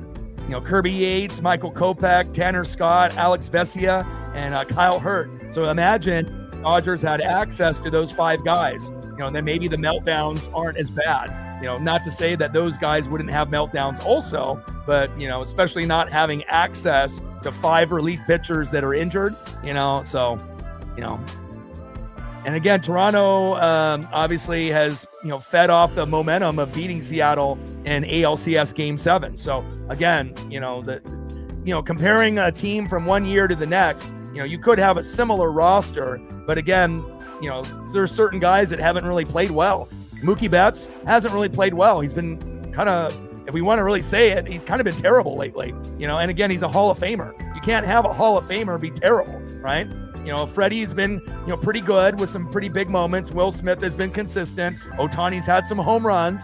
Teoscar started slow, but then finally got a home run last game. Edman, you don't really expect a whole lot from him. Anything he does is a bonus. And then obviously Max Muncy hasn't really done enough like Mookie. And those are guys that they really need to play well. And then Kike, is a guy that's going to obviously flash from time to time, but he's not going to do it every game. And then obviously Pages, they had him for the first 4 games and finally replaced him with Alex Call. So, they need to figure out a better center fielder, obviously better relief pitchers. And again, injuries definitely can hurt a team. But, at this point, offense, defense, pitching, bullpen, almost every category is going for Toronto, at this point. So, yeah, same thing with Tampa. I got the same kind of injuries. Except some of theirs, obviously are season ending. Hopefully I'll get Mike Evans back, but, no Bucky Irving, no Mike Evans, no Chris Godwin, not having guys in the secondary offensive line, but obviously with the Niners, some of those guys are, not being able to have your quarterback and wide receiver, tight end, Bosa, Warner, eventually that's going to catch up, but their coaching has been able to keep them afloat. Shows you if you have elite coaching, even with injuries, you can still hang around for a while. 0-1 pitch, high and inside to Will Smith. 1 ball and 1 strike from Yesavage to Will Smith.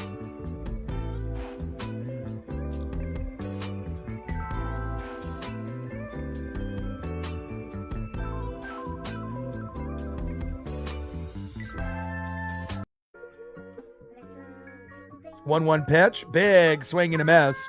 1 ball and 2 strikes from Yesavage to Smith. 1-2 pitch, big swing and a miss. And I'm very impressed, with Trey Yesavage. You never typically see a rookie, dominate, in the playoffs. I mean, he's got more starts in the postseason than he does in the regular. He only had 3 regular season starts. He's got 5 in the postseason, and he's been amazing. And again, for a guy that started off on single A, you got single A, high A, double A, triple A, and then he made it all the way up to the roster in 1 year, and he's been a pivotal piece for this team. He is going to be one of the reasons why, if they do win the World Series, he'll be one of the main reasons why. First pitch to Mookie Betts, fouls that one off, 0-1 count. And Mookie better, get it going. He's 3 for 20, no home runs, not ideal, And again, if you got a first ballot Hall of Fame type of player, you can't be going 3 for 20 thinking you're going to win the World Series. But at this point, he still has this game and potentially Game 6 and Game 7 to help his team win. But a little shocking, it shows you how hard baseball really is. Even Hall of Famers struggle from time to time. 1-1 pitch, takes a strike looking right down the middle. 1 ball and 2 strikes to Mookie Betts. 1-2 pitch, big swing and a miss. And it feels like confidence might be an issue for Mookie as well. You can kind of tell he's not very confident in the box as of late, definitely in a slump. That is 2 away. Next up is Freddie Freeman. Shout out to Trey Savage with another big punch out on Mookie, bringing that electricity for the Blue Jay fan base. Very impressed.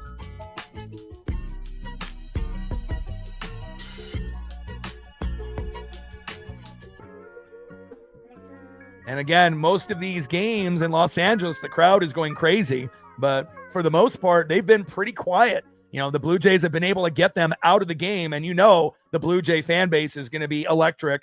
Even if they lose Game 6 with Yamamoto on the mound, they're going to be very confident that they can win Game 7 at home. And who knows what happens if Yamamoto finally has a bad game.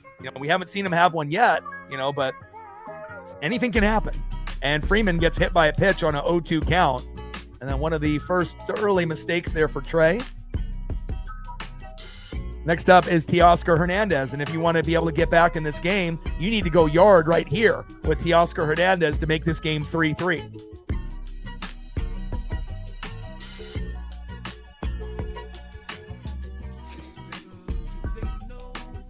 $55 to $100. Let's get there. Oh, yeah, they wouldn't even do it. The in-game interviews would be, it would be so many expletives and whatnot, and so much anger and frustration, and just mad that they even asked to even do it. Yeah, it would be pure comedy, but it wouldn't be able to be aired on TV. And Teoscar Hernandez with a little bloop single right up the middle, and he tries to flip it behind his back. Good effort there, but Freeman ends up getting in. And now you got runners at first and second for Tommy Edman. Nice job by Freddie. Nice job by Teoscar. The home run would have been better, but we'll see if Edman can make some magic.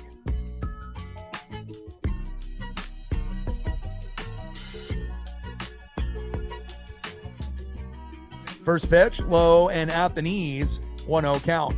Yeah, obviously, a lot of that emotion came out in that 18-inning win, but, and it's not like the Dodger fan base is stupid. They know how bad their bullpen is.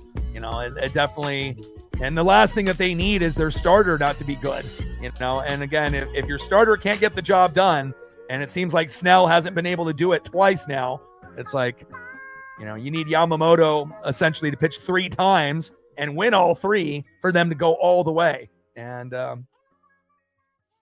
that doesn't look like it's going to happen, but you may see Yamamoto. That wouldn't even really surprise me. Obviously when a guy pitches a full game, you typically don't even see him in Game 7, but if the championship is on the line, I would assume if it does go Game 7 and Yamamoto, pitches another complete game and they win after possibly Toronto wins here today and then it's 3-3 in Game 7, I would probably say it's safe to say, even if Yamamoto's arm is a little sore, they'll throw him out there, whatever it takes to win. 1-0 pitch, takes a strike swinging right down the middle. 1 ball and 1 strike to Tommy Edman.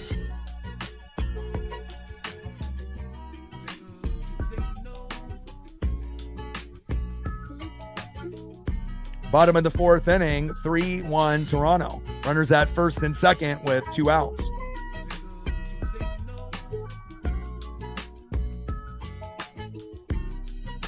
And Edman pops up, and they leave 2 stranded, and that is out number 3.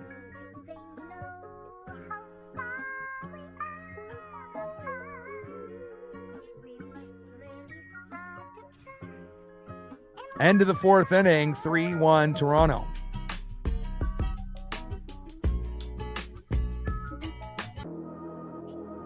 Let's see who's up next here for the Blue Jays in the top of the 5th. Back at the top of the order, 1 for 2 with a run, RBI, and a K. Had a home run on the first pitch of the game. Davis Schneider filling in for Nathan Lucas, who was filling in for George Springer.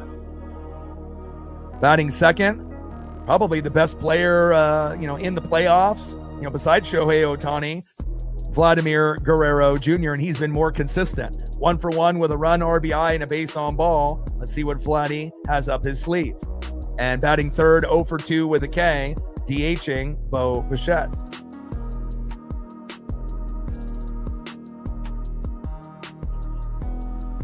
I saw that. Congratulations to Cal Raleigh. He's got a couple awards, from different, different outlets that are out there and whatnot. So.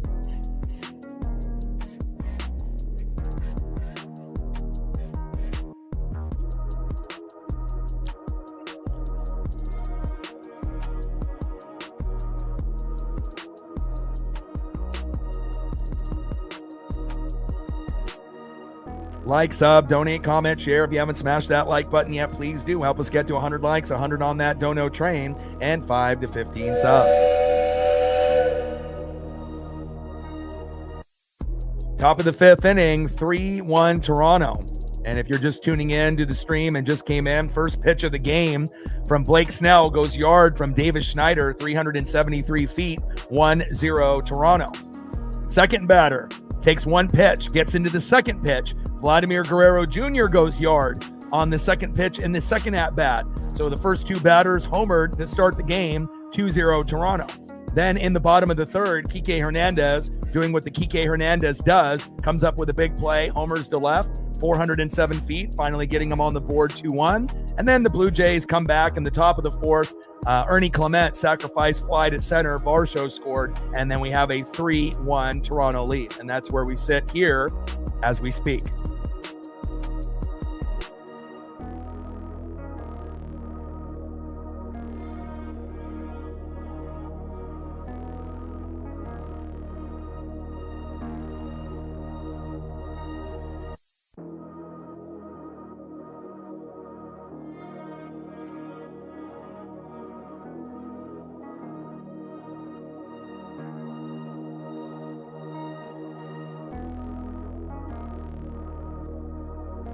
First pitch from Snell to Schneider.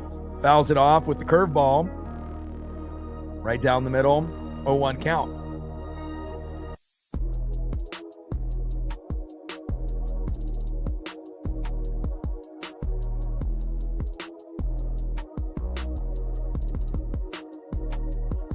Snell on the mound. Davis Schneider in the box.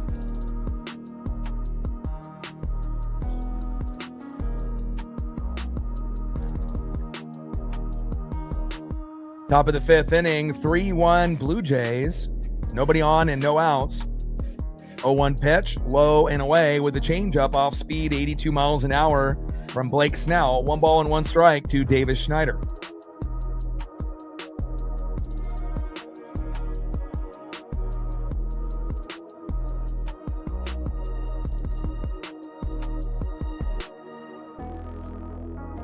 One pitch, big swing and a miss, high and away. 1 ball and 2 strikes to Davis Schneider. But based on what we've seen up to this point, Toronto looks like the better team. They're hitting better, they're pitching better. Defense, is on the same level as LA, if not slightly better. And obviously the bullpen has played better. Really the only thing the Dodgers have that's better than what the Blue Jays have is Yamamoto. Obviously we know that he's lights out, and obviously, Shohei and Freddie Freeman have made some big plays up to this point, but with all those other amazing players on the team that really haven't got the job done just yet, time is running out for guys like Mookie Betts and Max Muncy to be able to kind of change the outcome of this series. 2-2 pitch, low and away. Count now is full. 3 balls and 2 strikes to Davis Schneider. But as long as there's baseball left to be played, anything can happen. Mookie Betts could end up catching fire in Game 6, Game 7, and be the reason that they win. I mean, that could happen. Even though he's been on a big slump, it's not likely probably to happen, but it could.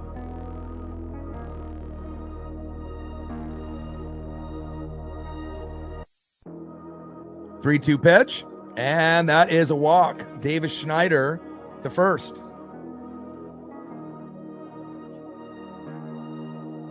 Next up is first baseman Vladimir Guerrero Jr. And I think the real impressive thing about Toronto, is that they're doing it without George Springer. That would be like the Mariners not having Julio Rodriguez. Like, would we be able to win without Julio? Probably not. Unless some other guys, like Randy or Gino really stepped up in the absence, and again, that's kind of essentially what they're doing right now against this Dodger team. It's like we have Cal, who's like Vladdy for them, but again, second best player. Springer has been, unbelievable, ever since the Houston days. And then, 2 years ago, obviously, he was a little shaky. And, obviously, as we saw from last year to this year, Springer had a breakout year. And, for them not to have access to him these last few games, and they're still finding ways to win, very impressive. Even though he's only DHing and he's not playing defense, but usually Springer comes up big in big moments. We would know. First pitch takes a strike, looking low and away, 0-1 count.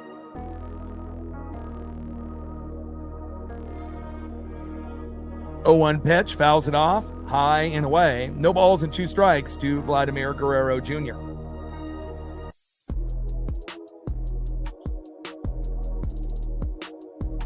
Top of the 5th inning, 3-1 Toronto.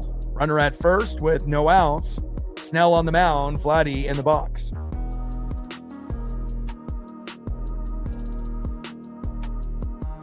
But there is a good chance that he would be back for Game 6 or Game 7. And Vladdy grounds out into the double play. Schneider out at second, and that is 2 away. Good defense there by the Dodgers. Next up, 0 for 2 with a K, DHing for Toronto, Bo Bichette. Snell on the mound, Bichette in the box.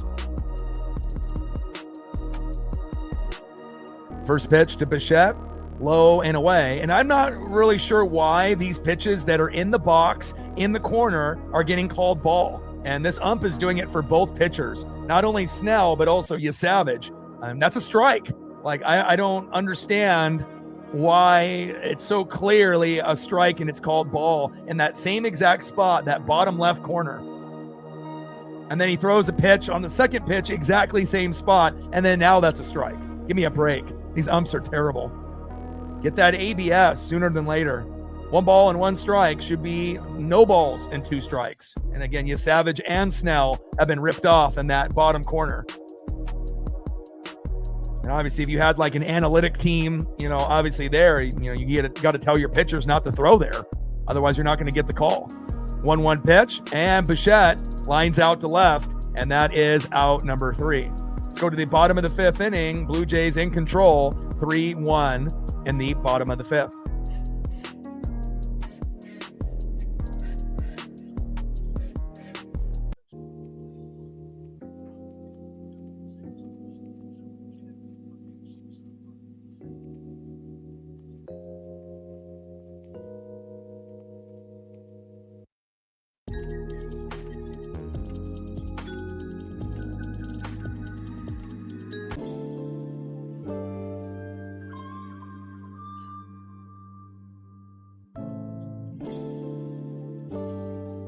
Next up for the Dodgers, 0 for 1 with a K, third baseman in the 7-hole, Max Muncy. Batting second, 1 for 1 with a run and an RBI, Kike Hernandez. And batting third, 0 for 1, left fielder, Alex Call.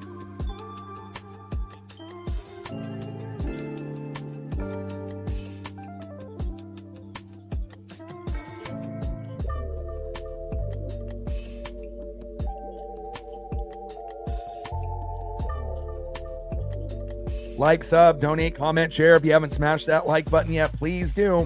Help us get to 100 likes, 100 on that dono train. And 5 to 15 subs. Let's get it, baby. Bottom of the 5th inning, 3-1 Toronto lead. Marine Bean says we're at 47, 3 more to 50. Halfway to our goal. Let's get it, baby. We're almost there.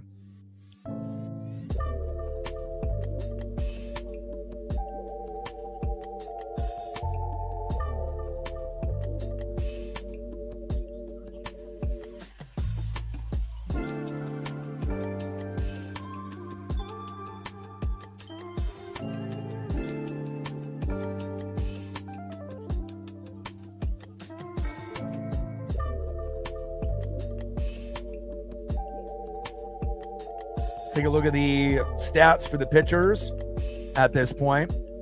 All right, Blake Snell, 5 innings pitched, 5 hits, 3 earned runs, 3 walks, 6 Ks, 78 pitches, 49 strikes, and gave up back-to-back home runs to start off the game and has been better since that happened, but still not good enough, at this point to win the game. And Trey Savage, 4 innings pitched, 2 hits, 1 earned run, no walks, 8 Ks, 62 pitches, 43 strikes. And that suits them very, very well. You can have Trey go a few more innings. And again, not only is Trey out pitching a guy that has been an all-star and been one of the better pitchers in the league for a while as a rookie, but then they're also getting more run support behind him than Snell is getting. Really impressive. Bottom of the 5th, 3-1 Toronto.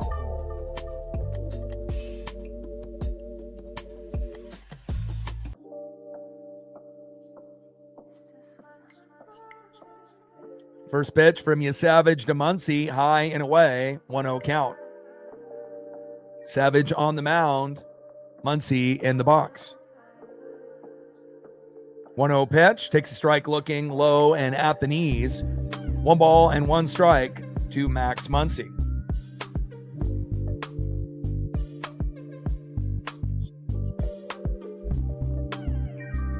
One pitch, low and away, splitter missing, 83 miles an hour by Trey Savage. 2 balls and 1 strike to Max Muncy. And, Trey doesn't get himself into jams very often. And again, I don't think we've seen too many rookies, look like this. Again, he's only had 3 regular season starts, 5 in the postseason, and he's playing like a 5-year vet that's made an all-star game, or 2 or 3. Pretty impressive. 2-1 pitch, fouls that one off down that first baseline. 2 balls and 2 strikes to Max Muncy.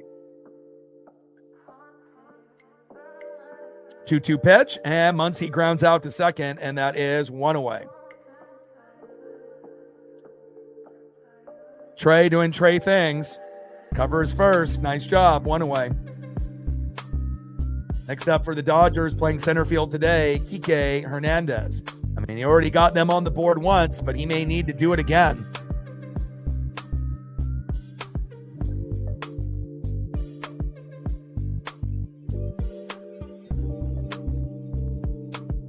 First pitch, low and away, 1-0 count. Slider off speed, 89 miles an hour by Savage. Bottom of the 5th inning, 3-1 Toronto. 235 average for Kike, and again, normally like a 180 to 200 during the regular season, but typically can raise that batting average 50 to 100 points in the postseason. And it's not like it's just this year that Kike has stepped up. It seems like almost every year, if he's on a team that's in the World Series or deep in the playoffs, steps up pretty big. 1-0 pitch, fouled off right down the middle, and that goes behind the plate. 1 ball and 1 strike to Kike Hernandez. 1-1 pitch, big swing and a miss with that slider, 87 miles an hour by Savage. 1 ball and 2 strikes with nobody on and 1 out. 3-1 Toronto lead here in the bottom of the 5th.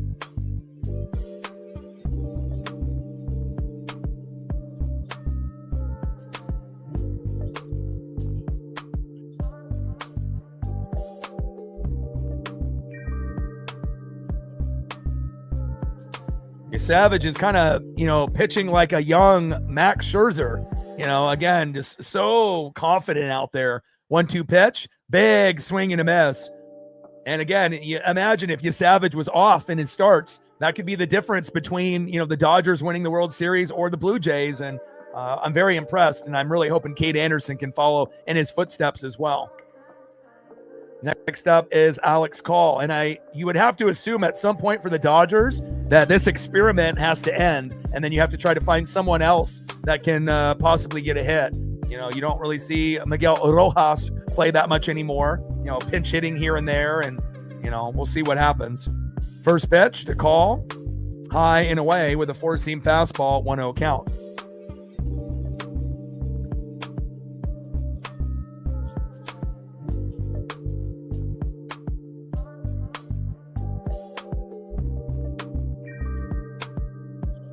Pitch, fouls that one off behind the plate. 1 ball and 1 strike to Alex Call.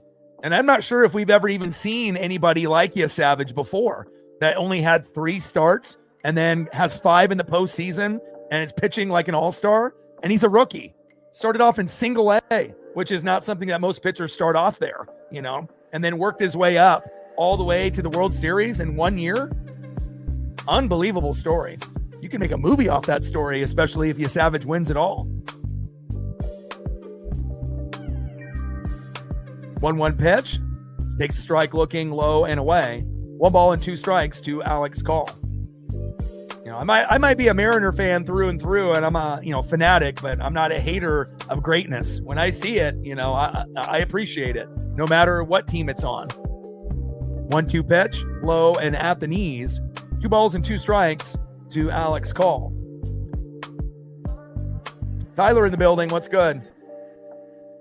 And Cade obviously is a lefty, but if we could have something similar, to what Savage is bringing to the Dodgers this year, and it ends up being like, Mariners, Dodgers next year, and if Toronto wins it this year, obviously that'll give us the confidence and the hope that, hey, if Toronto can do it, we can do it too.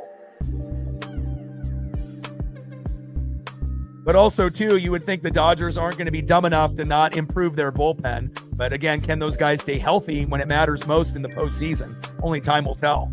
And Call strikes out swinging, and that is out number 3. What's good, Tyler? How are you? End of the 5th inning, 3-1 Blue Jays.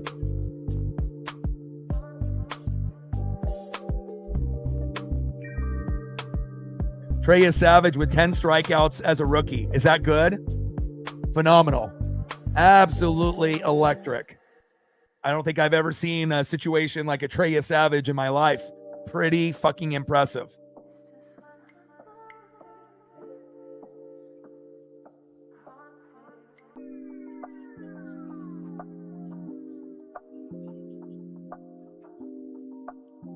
See who's up next here in the top of the 6th for the Toronto Blue Jays. Next up, 1 for 2 with a K, catcher Alejandro Kirk. Batting second, 1 for 2 with a run, center fielder Dalton Varsho. And batting third, 0 for 1 with an RBI, third baseman Ernie Clement. And if you're looking at, the Blue Jays roster, they may not have the big names like the Dodgers do, but they're playing better than most of the Dodger players. And sometimes, you don't have to be the big name. You just have to be consistent and believe in yourself and believe in your teammates and get hot and healthy at the right time. Because I highly doubt a lot of the Dodger fan base or even fans of other MLB teams are that familiar with guys like Davis Schneider, Alejandro Kirk, Dalton Varsho, Ernie Clement, Addison Barger. Obviously, we knew Kiner Falefa. He's bounced around a few teams, so obviously that name might be somewhat familiar. And then Andres Jimenez. It's not like they got all these Hall of Famers. Now, obviously, Vladdy will probably be a Hall of Famer. And again, Bo Bichette is kind of a popular name, but he's been injured this year.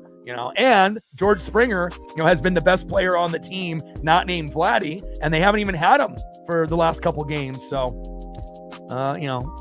I hate to say it, but I'm super impressed, and again, they're only a few innings away from going up 3-2 with 2 games in Toronto.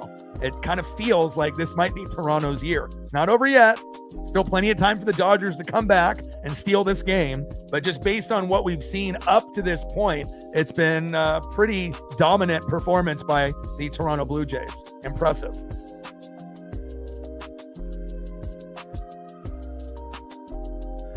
I mean, especially when you got, first ballot Hall of Famer, first ballot Hall of Famer, first ballot Hall of Famer, a really good fucking player, a really fucking good player, and then a guy that is kind of a name like Bichette, but again, you just, very streaky, sometimes good, sometimes bad, strikes out a lot, kind of like Gino, right? Where you get the home runs, but also you get a lot of strikeouts. And then a guy that normally isn't very good in the regular season, but steps up in the biggest way in the postseason.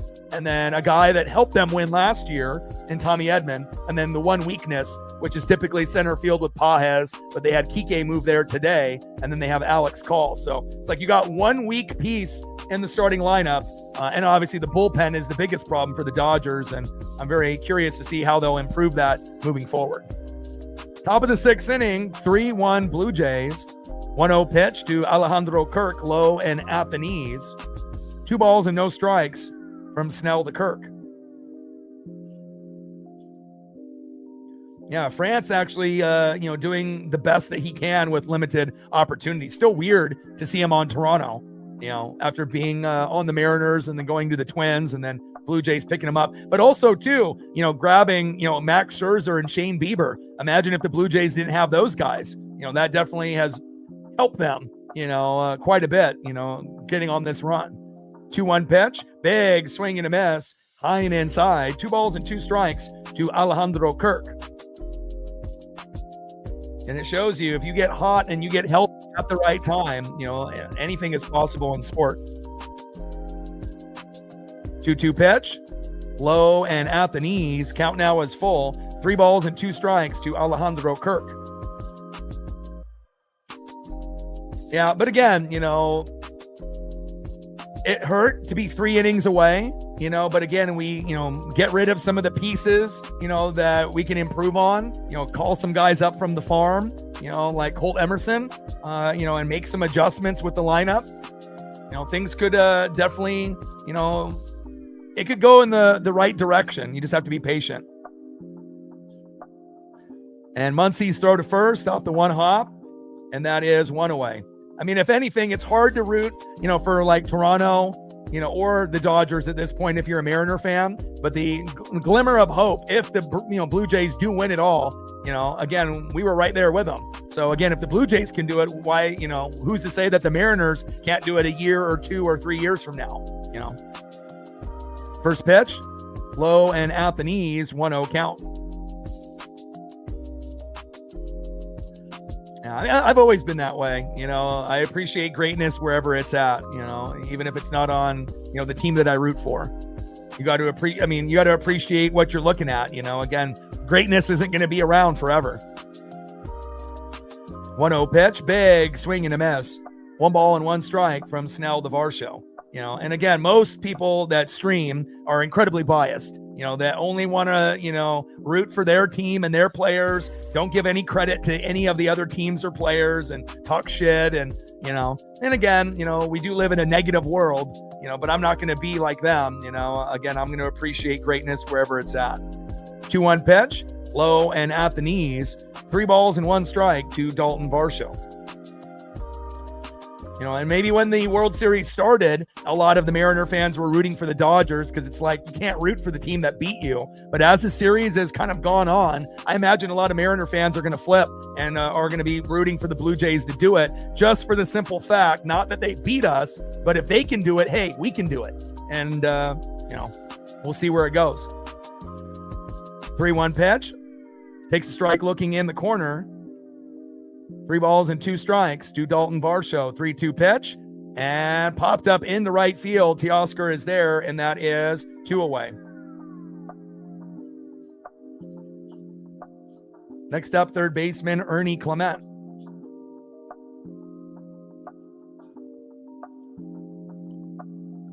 First pitch from Snell to Clement. Big swing and a miss, low and away, 0-1 count. Top of the 6th inning, 3-1 Blue Jays. Like, sub, donate, comment, share. If you haven't smashed that like button yet, please do. Help us get to 100 likes, 100 on the dono train, and 5 to 15 subs. Top of the 6th inning, 3-1 Toronto. And shout out to my boy Brooks Beats with the best beats on YouTube. Can't wait to see what new beats he has in store for us on the channel. And a heck of a play there by Freddie Freeman. Toe tap on the bag, and that is out number 3. Ernie Clement grounds out to first. Let's go to the bottom of the 6th inning. Dodgers are running out of time, and let's see if they can end up getting a run here in the bottom of the 6th.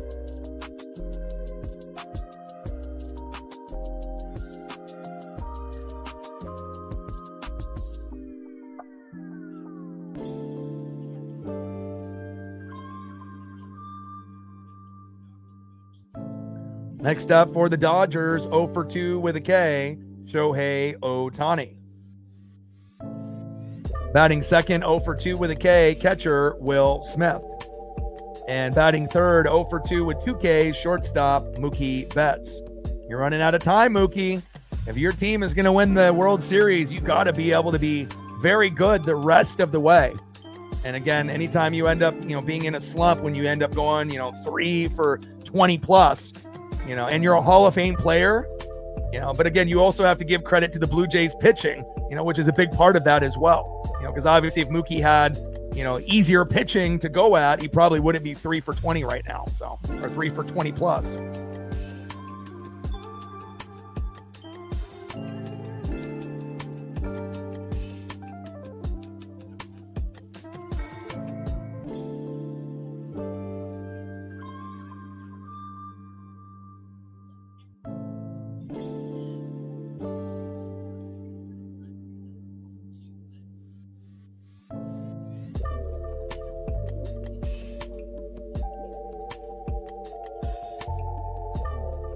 Five subs away from 23,200. If you haven't subbed to the channel yet, please do. Help us get to that goal so we can go to our secondary goal. And we're at 5 on the dono train, 95 to go.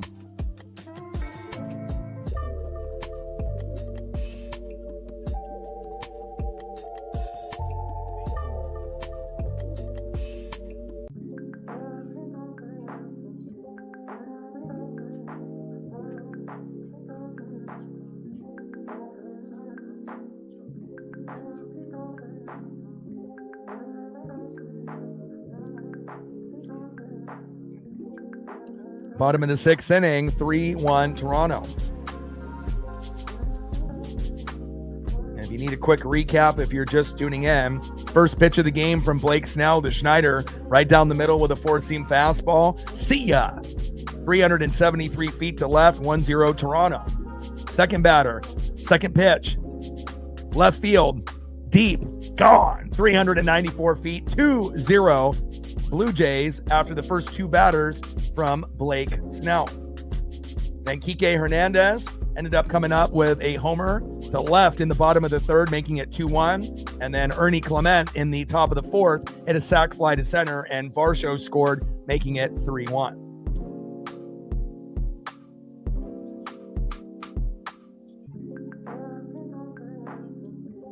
Yeah, well, there's a lot of Mariner and Blue Jay fans that live in like Vancouver. So again, depending on where you live in Canada, some are going to be Blue Jay fans, some are going to be Mariner fans, and some are going to be both. So, and I know there's quite a few that live in Canada that are both. So, or at least that's what they say. 1-1 pitch, big swing and a miss, low and at the knees. And I would assume, if they're going to say that they're both, they wouldn't lie about it, because obviously it would be, something more of I root for one team, not two, 1-2 pitch. And Ohtani flies out to right on a hard hit ball. Diving catch. Wow. Addison Barger helping out his pitcher. Great defense out there on that Ohtani hit, which would have been a double. Yeah, I love me some Koufax. Such a gentleman when I ended up meeting him in 1992 with my dad. And we still got the autograph and the photo with him as well.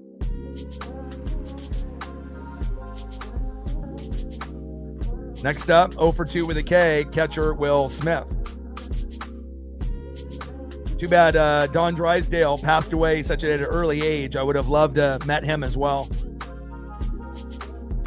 0-1 pitch. Big swing and a miss, low and at the knees. No balls and 2 strikes from Savage to Smith.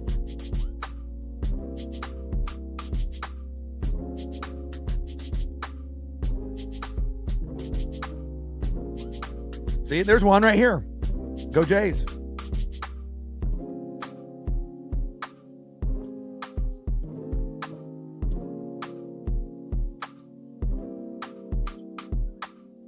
O2 pitch, big swing and a miss.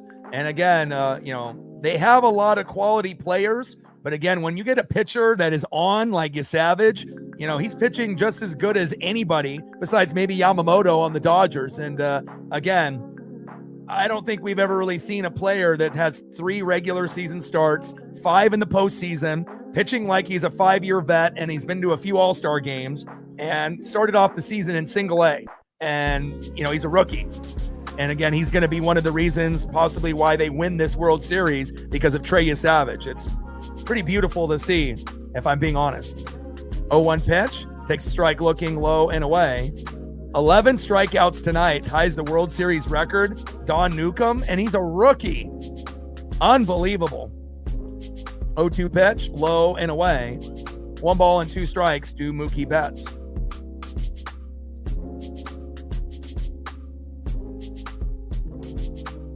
And that gives me hope that Cade Anderson might be able to do a similar type of thing next year or the year after. 1-2 pitch, low and away. 2 balls and 2 strikes with nobody on and 2 outs. 3-1 Blue Jay lead. And you got to think, you got to have ice water in your veins, but he reminds me of a young Scherzer. Again, he's out there. He's got the confidence. He's got the swagger. He's got a kind of an aura about him. He's very serious, but passionate. And again, it's just not someone that looks like a rookie. Like if you didn't know that he was a rookie, he looks like a guy that's been in this league for quite some time. He's got really good body language and demeanor out there, like nothing phases him. Good pitch, bad pitch, on to the next one. Very impressive, Trey Savage. Not only today, but in his previous starts in the postseason as well. And a slow dribbler there. Ernie Clement, throw to first to Vladdy, and that is out number 3. And they just can't hit Trey Savage, period. End of the 6th inning, 3-1 Toronto. So I assumed the Blue Jays are going to win today. Yamamoto will pitch in Game 6 in Toronto. If he pitches all 9 innings, they may win, that particular game unless they're able to give Yamamoto his first rough start, in the postseason. And then it goes to Game 7 and then let the best team win, at that point. But it definitely feels like we're potentially leaning into a Game 7. Unless Toronto wins today and tomorrow, and then they're champs. Or today and Friday for Game 6 in Toronto. Let's go to the top of the 7th inning and see who's up next for Toronto.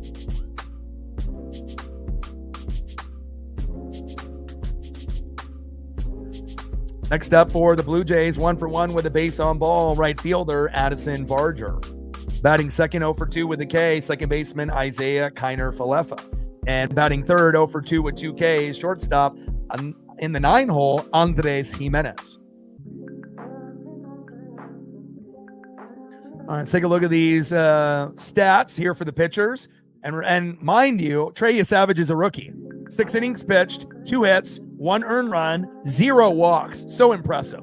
11 Ks, who's tied of record, and then 89 pitches with 61 strikes. Incredible. And he's going against the Dodgers. He's not going against like the fucking Marlins. Insane.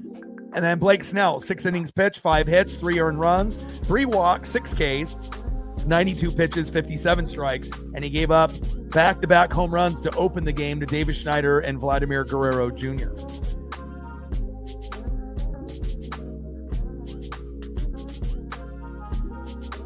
Trey Savage has got him on a fucking 2-hitter as a rookie. This might end up being the new phenom pitcher in baseball. Especially when you get a guy that's 22, 23, 24 years old. Incredible.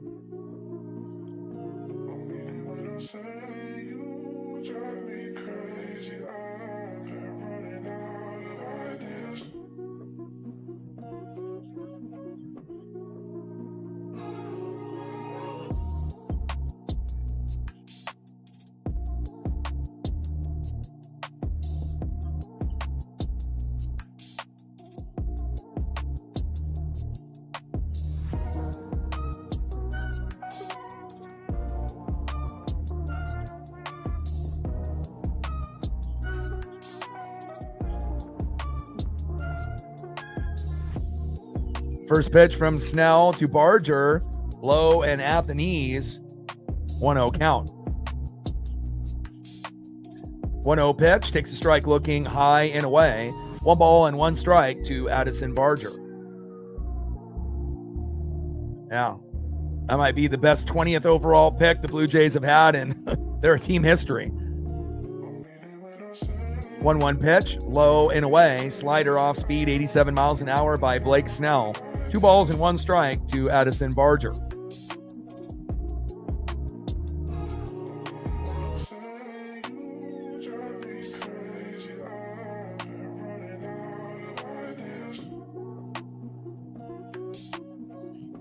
Two 2-1 pitch, fouls that one off right down the middle. 2 balls and 2 strikes to Addison Barger.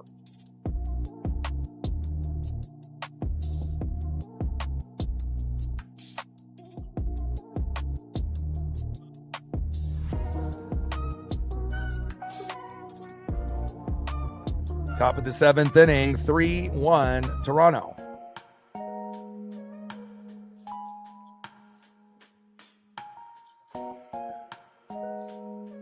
Dodgers offense the last 26 innings, batting 165, 25 strikeouts and 4 runs. That's not going to win you a fucking World Series.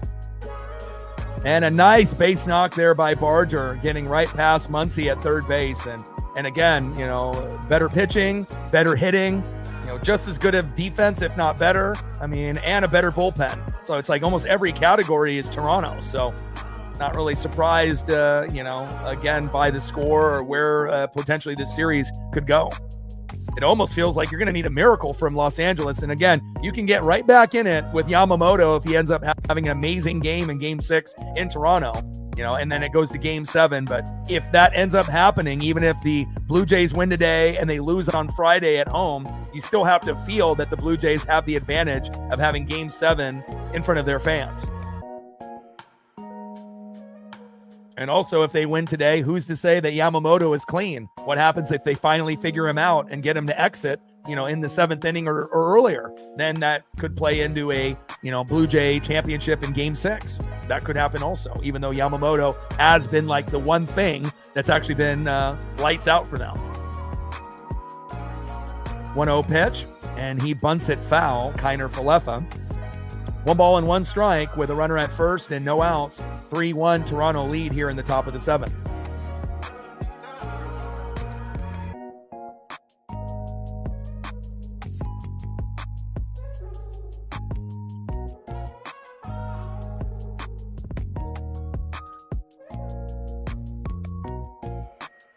Speaking of Sandy Koufax, here is my dad, me, and Sandy Koufax in 1992. And then me and my dad and Ken Griffey Jr. in 1989. You know, when you end up meeting, you know, 2 of the best players that ever played, you know, as lefties on top of that, you know, best hitter, best pure swing, no steroids, no PEDs, and then obviously the best left-handed pitcher, not named Steve Carlton or Randy Johnson. And, you know, obviously Sandy Koufax did a lot of amazing things, you know, from 1955 to 1966. And again, obviously we know Nolan Ryan might be known as the best righty and maybe the best pitcher overall from 68 to 93. And a wild pitch there to Snell into Smith, and Barger ends up stomping to second base safe. You know, and again, if I didn't meet Ken Griffey Jr., you know, when I was in first grade at 7 and meet his dad and get, you know, autographs and photos. And then, you know, 3 years later, my dad and me meet his hero in Sandy Koufax, because my dad grew up in LA and has been a Dodger fan since the 50s. You know, again, who knows if I'm doing this today? It definitely had a big impact on my life in sports. So, you know, because if I didn't meet those guys, I still would love sports, but, you know, maybe I'm a gamer, you know, maybe I'm doing like video game streaming, or maybe I'm like Brooks and I'm making beats and whatnot. Like, you know, there definitely could have been another path that I could have went down and whatnot, but definitely blessed that I got a chance to meet both of those athletes. They're both still alive today, and Koufax looks great for his age as well. And 3-2 pitch, little slow dribbler, Mookie, hard throw to Freddie Freeman at first, and got him. And that is 1 away.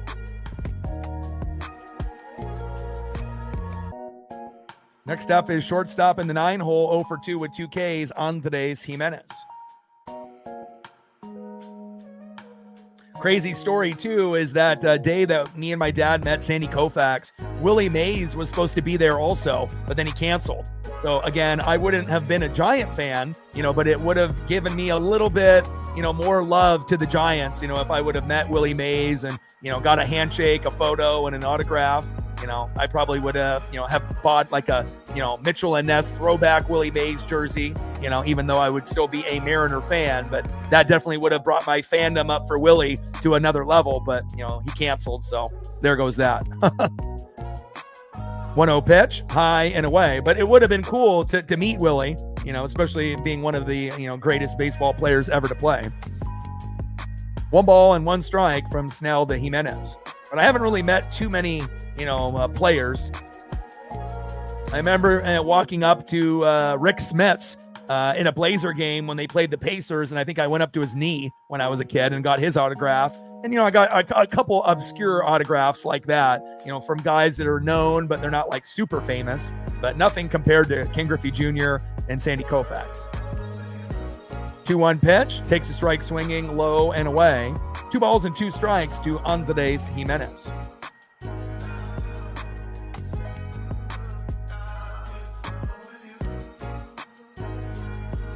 I did have a pretty cool thing that happened to me when I was a kid, though. I snuck down to courtside for a Blazer game when I was like super young, under 15 years old. And that was when Rodman was on the Spurs. And I was just waiting for someone to kick me out. And I ended up sitting there for about a quarter and a half. And Rodman went for a loose ball and slid right in front of me. Didn't knock me over, but it was pretty wild, to be that close, to hear him talk trash to each other on the court.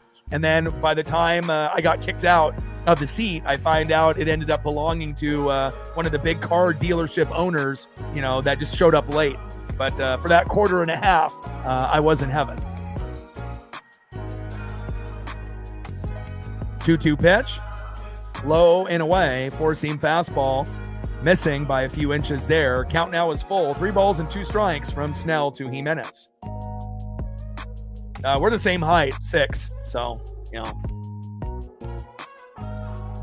he's 6 foot, I'm 6 foot. But I remember growing up, thinking, oh God, I hope because my mom is like 5. So my mom is 5, my dad is 6. So I was like, oh God, I'm going to be like, 5'2" or 5'5". So I prayed, to be at least as tall as my dad. And, I knew I wasn't going to be, 6'6", be like Michael Jordan or something. I knew I was never going to be that tall, but, I was hoping to be at least as tall as my dad. So that way, if I played sports, I could at least hang. Not to say that you can't hang when you're under 6, but it definitely makes it a hell of a lot harder when you're growing up. And now next up is Davis Schneider.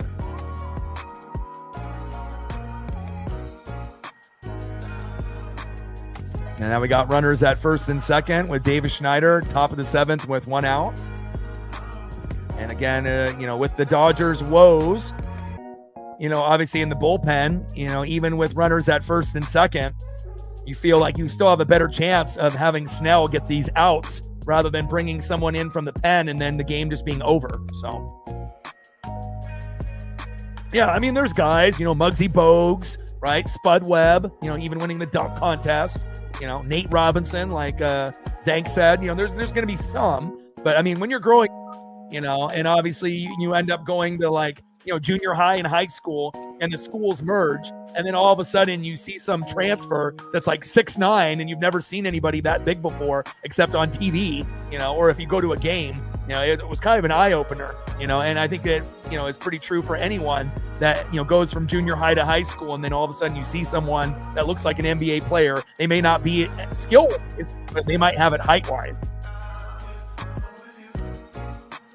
First pitch in there to Davis Schneider, takes a strike looking right down the middle, 0-1 count.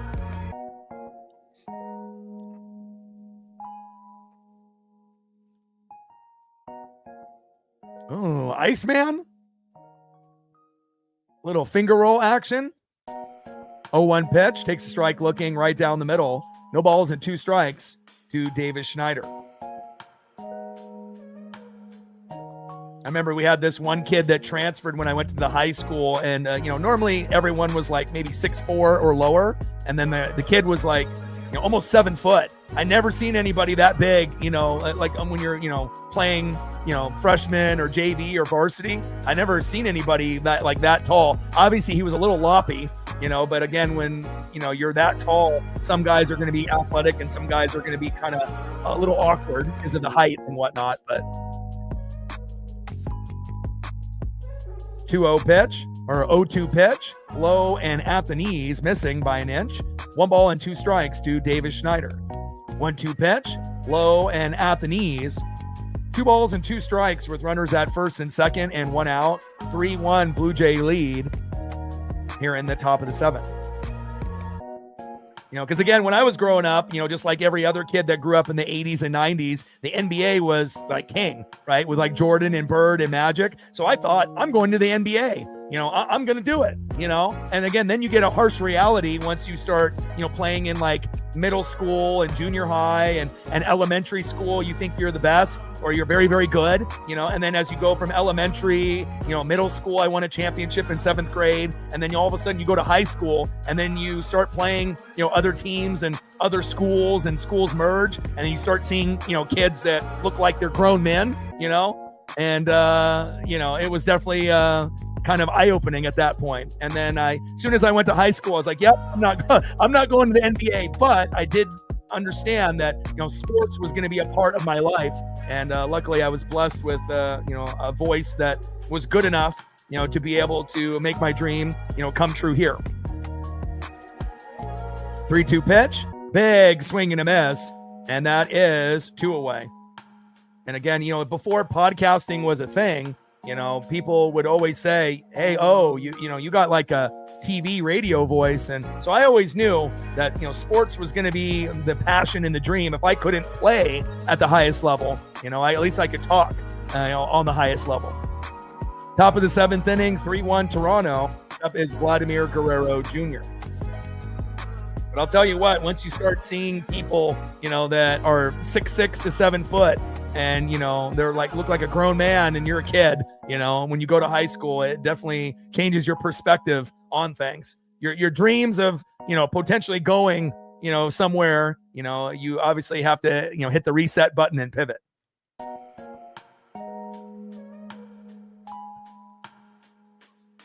One for 2 with a run, RBI, and a base on ball. Vladimir Guerrero Jr. with runners at first and third and 2 outs. And Snell is going to be replaced. So let's look at his final line. 6.2 innings pitched, 6 hits, 3 earned runs, 4 walks, 7 Ks, 116 pitches. That shows you they don't have any faith on anybody in the pen. When's the last time you've seen a pitcher go 116, let alone in the World Series, but fucking ever? And the answer's never. But I get it. The bullpen fucking stinks. I mean, hell, if they could have Snell go 150, they would.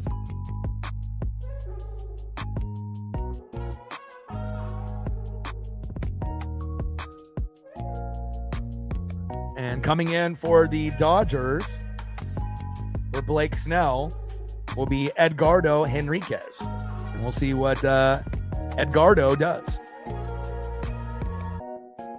Tough challenge to be able to go against Vladdy for your first potential batter, and we'll see how this goes. With one swing, the game will be over. I mean, even though it kind of feels like at this point, the Blue Jays are going to win unless you get a miracle from LA or a meltdown in the Blue Jay pen after Trey goes out. But, I mean, if they can have Trey go as long as possible, I mean, he's had 89 pitches. He's got 11 Ks, and it kind of feels like if you keep Trey in, he might be able to hit 13, 14 Ks before exiting. So,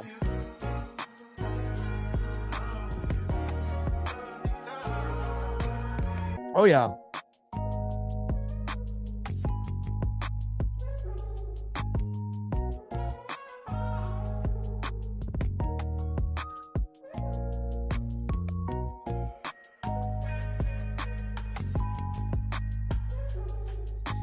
The shoe game back in the day in the 80s and 90s was legendary. You know, I mean, and obviously if you played sports or if you don't even have to really be a sneakerhead, you know, but I didn't have a whole lot of Jordans, but I did have the leather Jordans. You know, I had to wait in line for like 2.5 hours. You know, I had the black on black with the red bottoms, But I also had Jason Kidd air zooms. I love the air pennies, 1 and 2s. I had those. I had quite a few of, I had the Grant Hill Filas. So I didn't really discriminate, based off brand of shoe. If it was a player that I liked and I liked the shoe, I ended up getting it. So 1-0 pitch, takes a strike swinging high and inside. 1 ball and 1 strike to Vladimir Guerrero Jr. But they definitely had some elite shoes, especially for basketball in the late 80s, early 90s, and mid 90s, and late 90s, for that matter. 1-1 pitch, high and inside. 2 balls and 1 strike to Vladimir Guerrero Jr.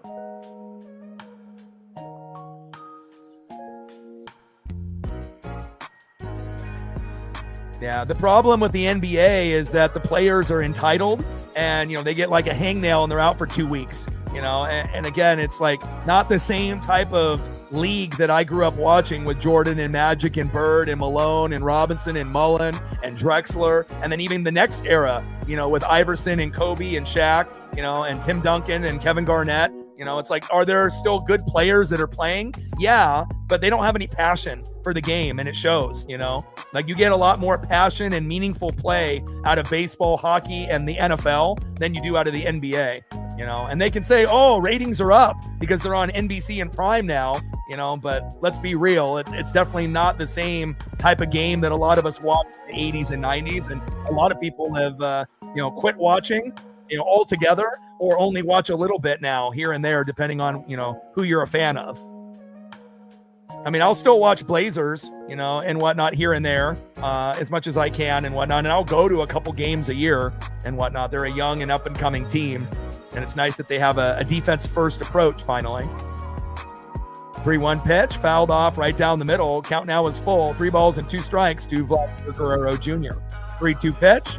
And that is outside, and now we're going to have bases loaded for Bo Bichette.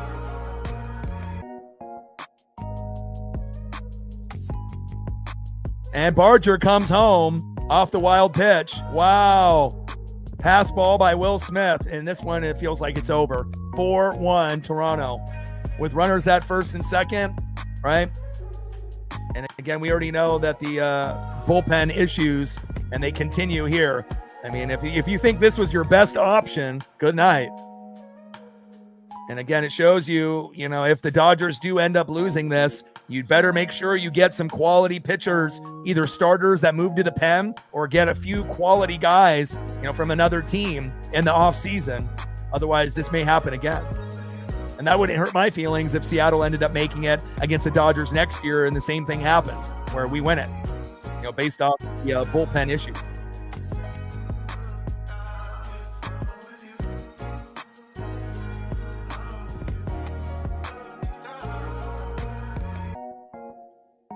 Yeah, they're not going to be a part of the NBA ever again, and I would assume that jail time will happen.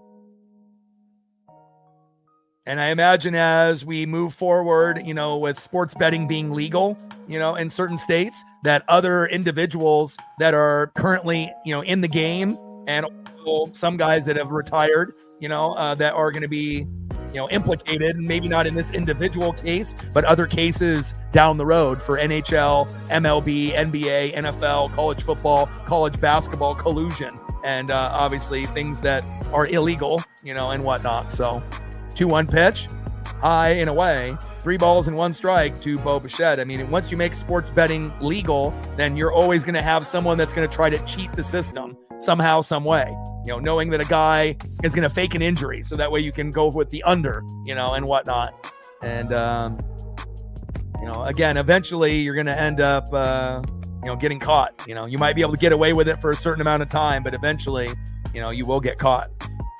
Top of the 7th inning, 4-1 Toronto.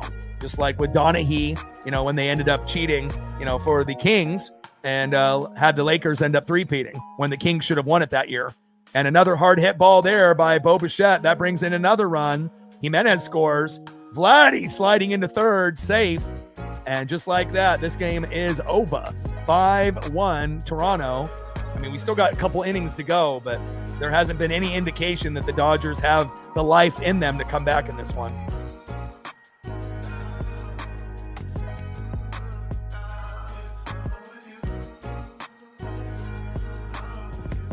Yeah. And again, if you ended up watching basketball in the 80s and 90s, that's when it was, the right time to watch, where you saw, you had more top 50 players playing in the 80s and 90s than any other era, and you had amazing competitive nature, with Magic and Bird and Jordan and everyone else. I mean, even some of the role players, that were playing at the time were almost must-see TV, with Larry Johnson and Alonzo Mourning. And, everyone had a Charlotte Hornets jacket, back in the day. Starter jackets were the thing.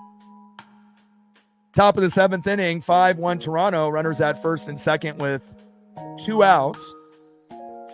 And Yoshinobu Yamamoto will be their saving grace in Game 6 in Toronto. And we'll see what Gossman will do against him on Friday. First pitch to Alejandro Kirk. High and inside the zone, but gets called ball. Make it make sense. 1-0 count. This ump is terrible.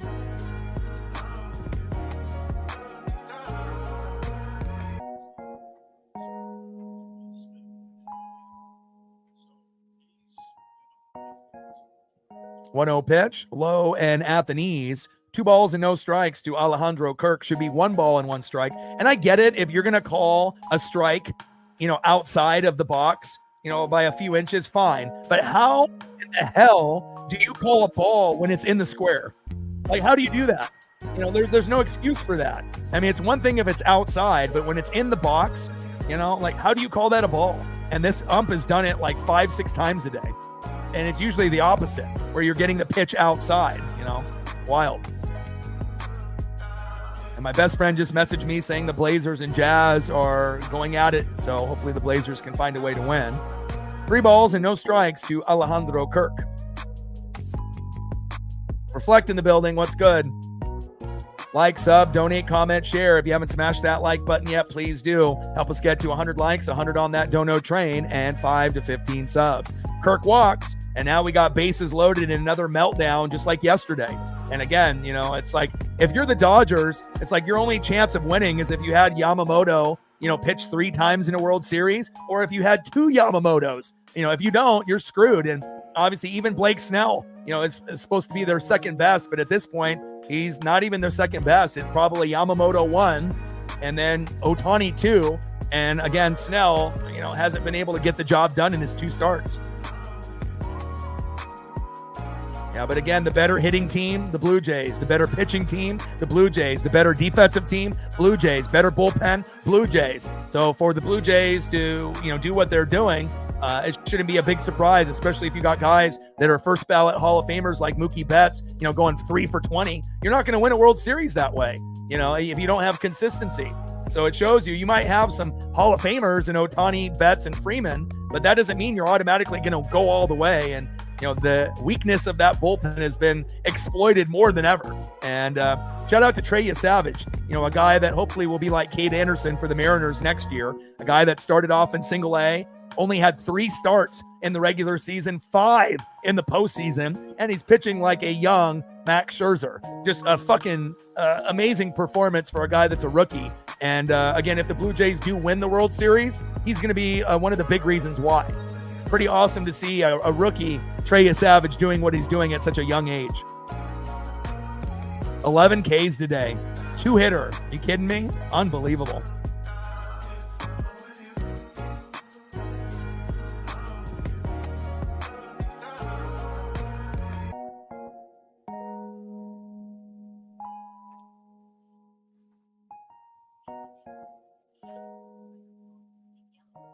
Yeah, but again, if Yamamoto pitches Game 6, the whole way, they're going to more than likely win. If he pitches the way that we've seen him pitch, and if he goes, they can get back in it, even if they lose today. But then the real question is, who pitches in Game 7, right? And then not only that, Toronto has the edge because they're going to be in front of their home fans. So everything is kind of pointing, even if Blue Jays win here. Yamamoto does his job and the bats come alive in Toronto, and maybe they end up winning, the Dodgers in game 6. If it ends up going to game 7, I'm not sure if there's any scenario that you can say the Dodgers have the advantage, because they don't. Unless Yamamoto would be a robot and would be able to pitch all of game 6, all of game 7, then they would have a chance to win. But obviously that's not going to be possible. But if Yamamoto pitches all of game 6 and they win, I would assume they're going to beg and try to get Yamamoto to pitch in game 7 for, 3-4 innings if possible. And I imagine he will. He might not be as effective, but, even Yamamoto after pitching the day before is any better than anybody they have in the pen. So, and better than most of the starters, if we're actually being honest. Next up is Dalton Varsho, and we got Banda now on the mound, who is absolutely terrible. 0-1 pitch, high and away. 1 ball and 1 strike from Banda to Varsho.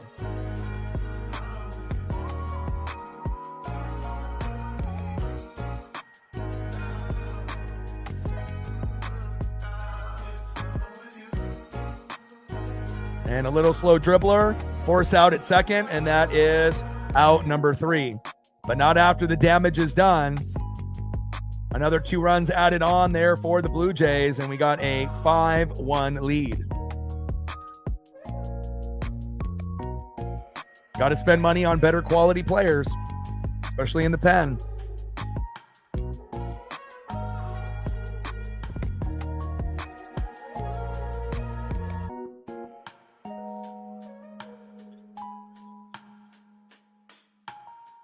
All right, 36 to a hundo. We got 141 in the room. We got enough people to get there. Like, sub, donate, comment, share. If you haven't smashed that like button yet, please do. Help us get to 100 likes, 100 on the dono train, and 5 to 15 subs.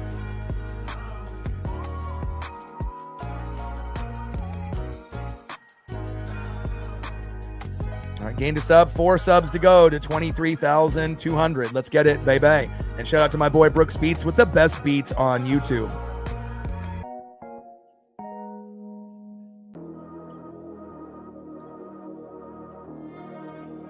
Let's see who's up next here for the Dodgers in the bottom of the 7th. Next up, 0 for 1 with a K, first baseman Freddie Freeman. Batting second, right fielder in the 5-hole, Teoscar Hernandez.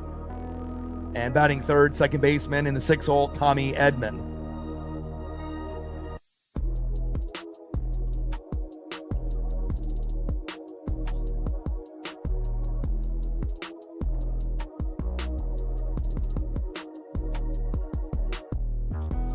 Yeah, they would probably have to go with Ohtani and Yamamoto in game 7. They would have to go with both Japanese players to, hope and pray that would be enough, to be able to win on the road.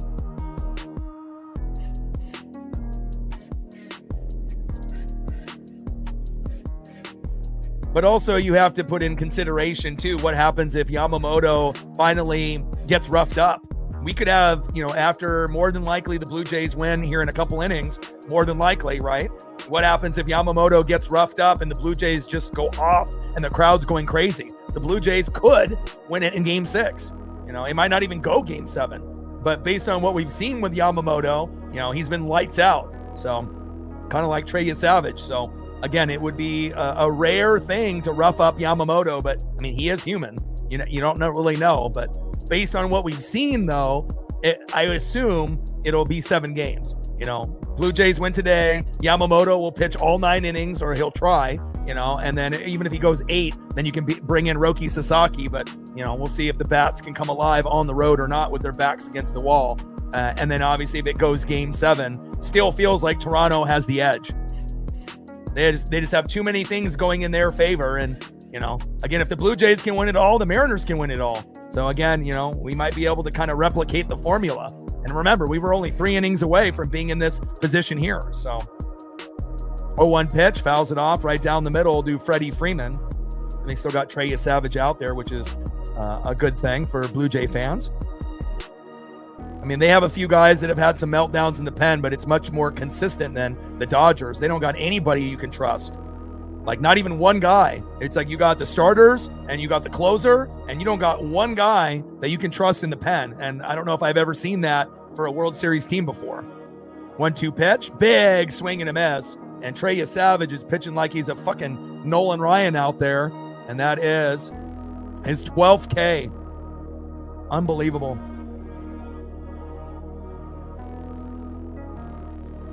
Way to bring the electricity, Trey.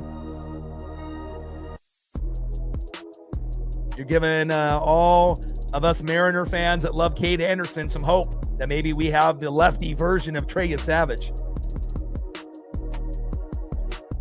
Yeah, it's Gossman and obviously Yamamoto. But then in Game 7, you might see, Ohtani and Yamamoto, combine, to try to be able to find a way. But it's not just the pitching, though. What about the hitting? That's really the thing. The bullpen is terrible for the Dodgers, and they haven't been able to hit, so you got to give credit to Toronto, and that's the reason why their pitching has overall been pretty fantastic. 1-1 pitch, fouled off right down the middle. 1 ball and 2 strikes to Teoscar Hernandez.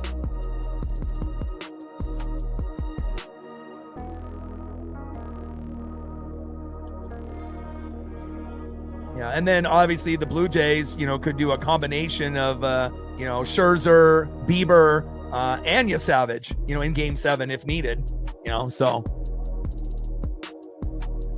And Teoscar reached on an infield single to third. Feels like it's been forever since they've even gotten a fucking hit.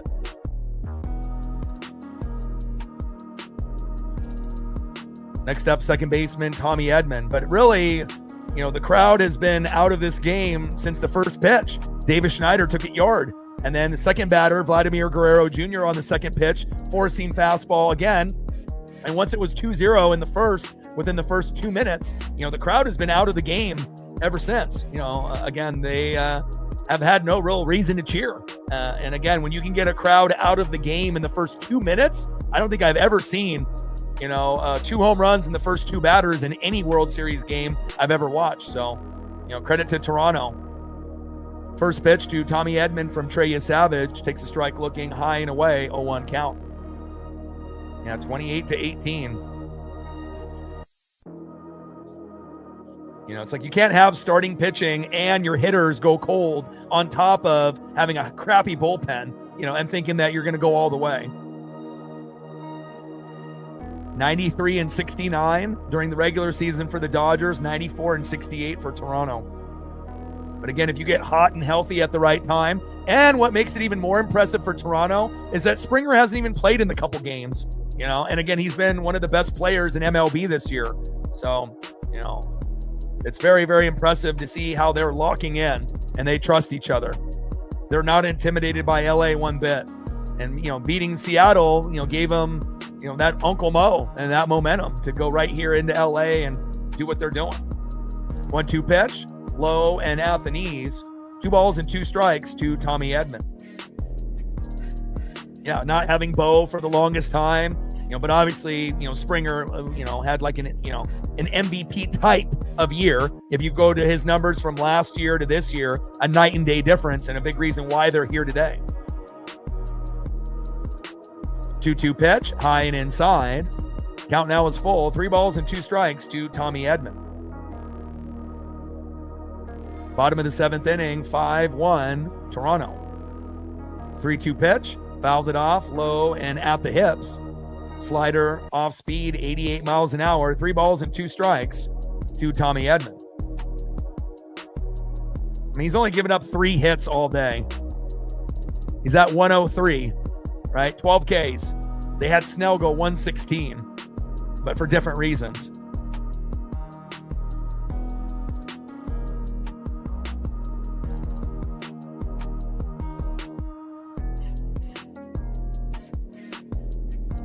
Even the Dodger crowd can't even cheer properly. And a little slow dribbler, force out at second, double play, got him. And just like that, the double play, the last thing that you needed to happen for the Dodgers, and Trey Savage gets out of it, and that's what happens. Good teams, find a way to get help for their pitcher in a crucial moment. And a beautiful double play, Ernie Clement goes to second, throw to Vladdy, got him. It's just beautiful baseball by the Toronto Blue Jays.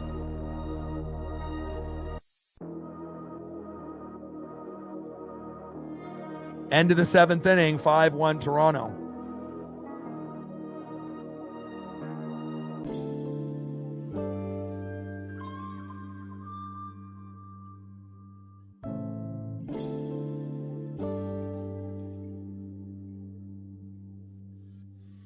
Gain another sub. We're 3 subs away from 23,200. If you haven't subbed to the channel yet, please do.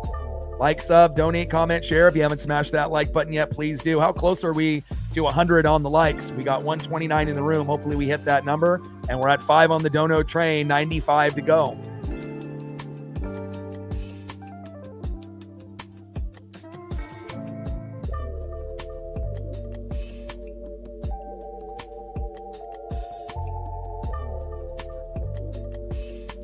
Next up, 0 for 2 with an RBI, third baseman Ernie Clement.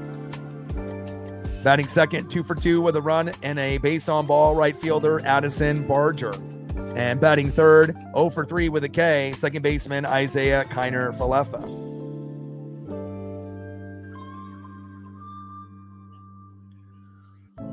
We're behind the 8 ball. We're in the 8th inning now, and we got 145 in the room, so I'm not going to be able to do it by myself. I'm going to need your guys' help in the chat. Help us get to that number. We have enough people in the room.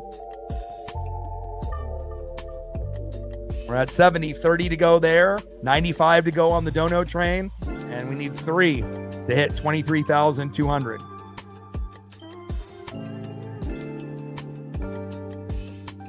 Show some love for your boy. Bottom of the 8th, 5-1 Toronto.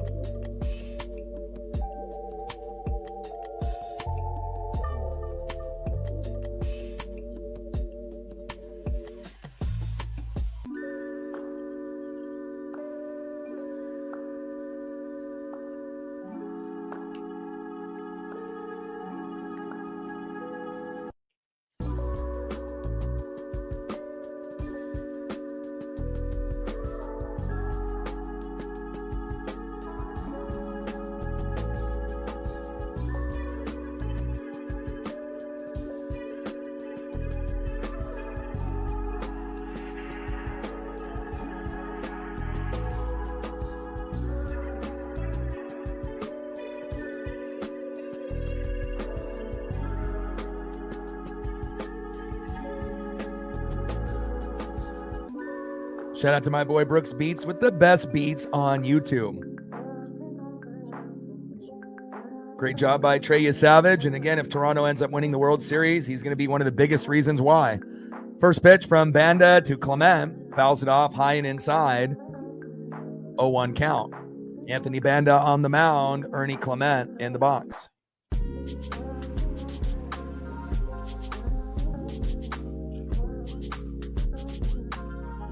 Oh, 1 pitch, fouled off, low and away. No balls and 2 strikes to Ernie Clement.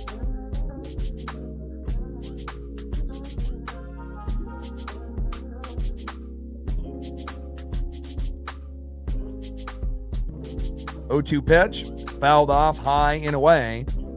No balls and 2 strikes to Ernie Clement. Drew in the building, what's good? Top of the 8th inning, 5-1 Toronto, and they've dominated from the very first pitch. That went for a home run by Davis Schneider, who was filling in for Nathan Lucas, who was filling in for George Springer. You know, again, a lot of people thought that the momentum would die and they would be tired after that ALCS Game 7 victory over Seattle, but if anything, it's made this team stronger. And a nice base knock right up the middle on Anthony Banda, who has been absolutely terrible for the Dodgers. Next up for the Blue Jays, right fielder Addison Barger.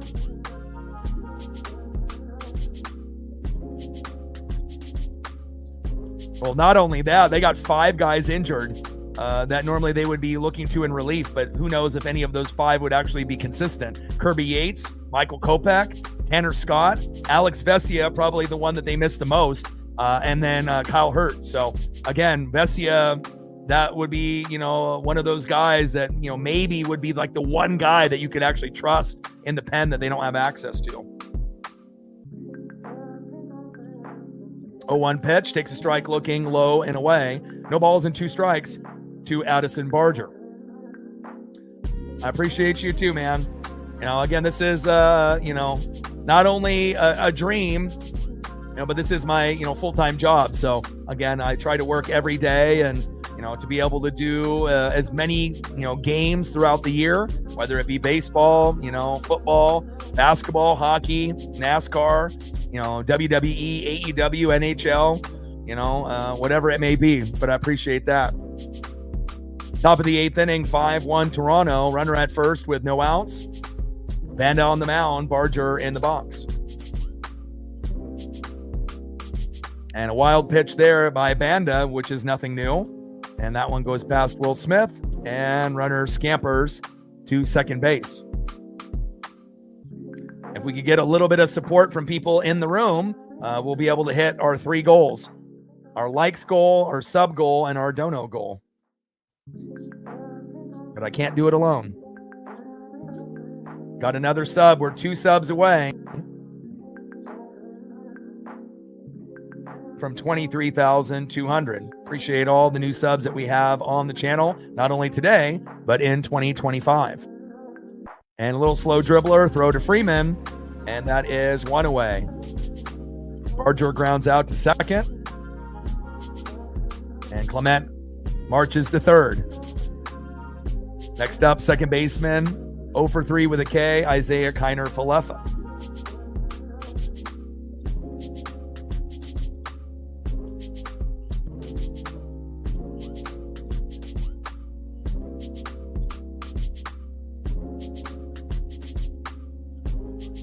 And Kiner-Falefa with a base hit.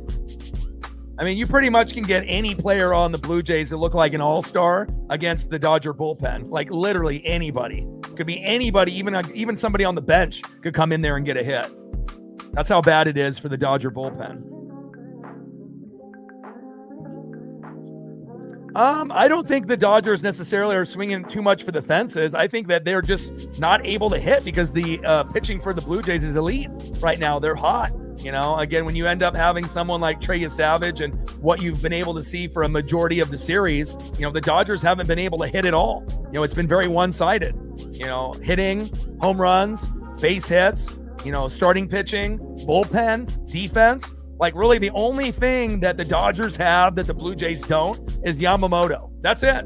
I mean, you've had Ohtani make a few plays here and there. Freddie Freeman, with the big play, obviously winning in the 18 innings, Teoscar finally got a home run, but, again, not enough production from Mookie and Muncy, for Betts and Muncy and a few others. So, and obviously the bullpen is absolutely horrendous. And, as Mariner fans, we know when the bullpen is bad, how bad it can get.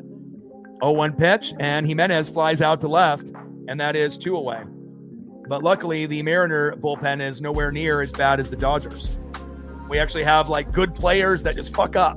Brash, Bizzardo, Spire. I mean, could you imagine if the Dodgers had those 3? They wouldn't be in a position like this, and we got Mooney. So it's like we actually have, one of the better, bullpens in the league, but we just need a few more pieces. Next up is Miles Straw.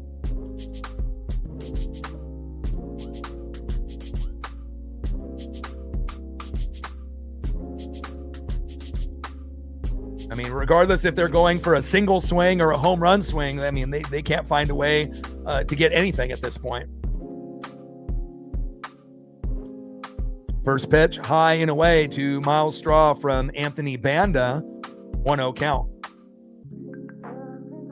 It's like, how do you got the highest payroll in baseball and the worst bullpen in the league? Did they think that they would be able to find a way to not have that be a factor? And it wasn't a factor in the Brewers series, right? But it definitely is the deciding factor here in the World Series.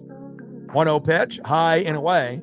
2 balls and no strikes to Miles Straw. And the bullpen is the position group that's going to win you and lose you more games in baseball, period. Nothing else is going to swing a game more in your favor or against you than a bullpen. When it's lights out, you're going to win. When it's not, you're going to lose. And, again, I don't know if I've seen a bullpen worse than this Dodger bullpen in my life. It's really bad.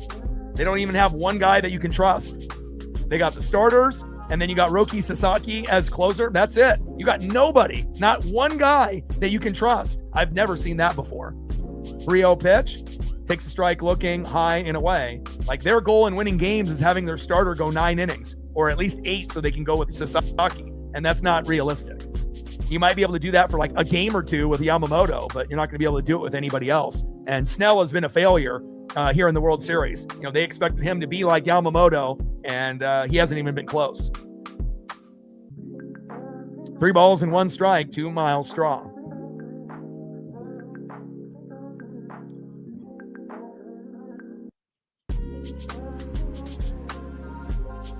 Naylor is coming back to the Mariners. He seems like a guy that we'd even take less money to come back because of the camaraderie. You know, again, he can get more money and go somewhere else, but do you want to get, 50 more million and go play for the fucking White Sox? Or would you take a little bit less and then, go on the Mariners?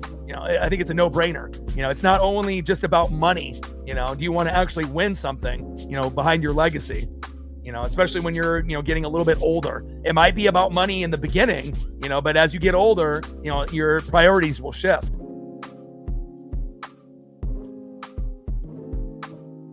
And Straw pops up, and that is out number 3. Top of the 8th inning, as we go to the bottom of the 8th, Blue Jays 6, Dodgers 1.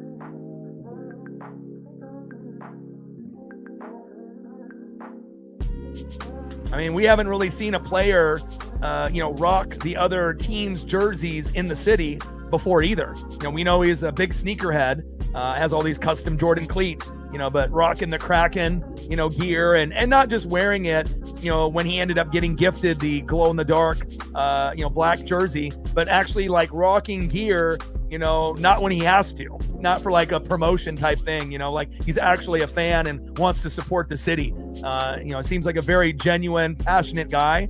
And, I would bet money on him coming back.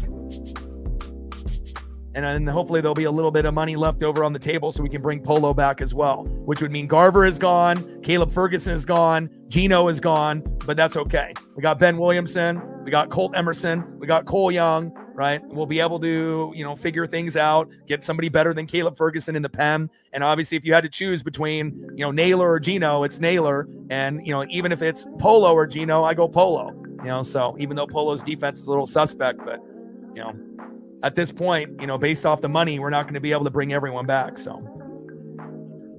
let's go to the bottom of the 8th inning. Blue Jays up 6-1.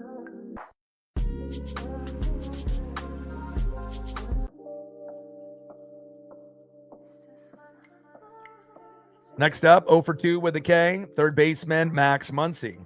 Batting second, center fielder today in the 8-hole, Kike Hernandez, who has the only run for the team with a home run. And batting third, left fielder Alex Cole.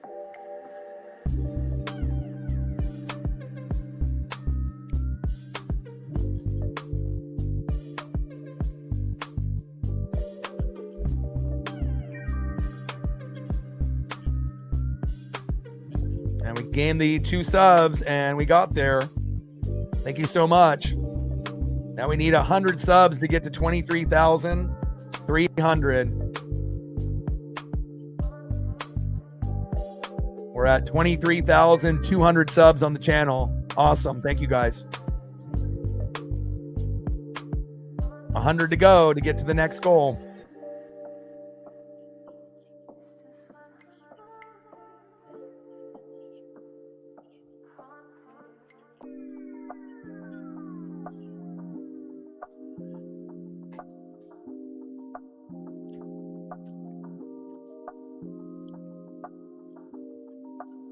It's crazy. Every game has been lopsided except the 18-inning game. 11-4 Blue Jays, game 1. Dodgers respond 5-1 with Yamamoto. Then it goes 18 innings, and then Freddie Freeman ends up being the hero, 6-5. And then now we're sitting at a game after yesterday being 6-2 with a 6-1 Blue Jay lead.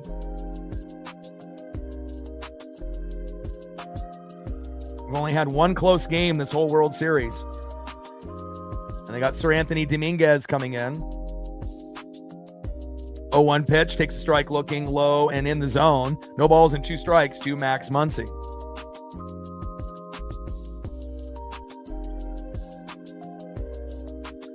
The Dodgers would be salivating if they had a Sir Anthony Dominguez at their disposal,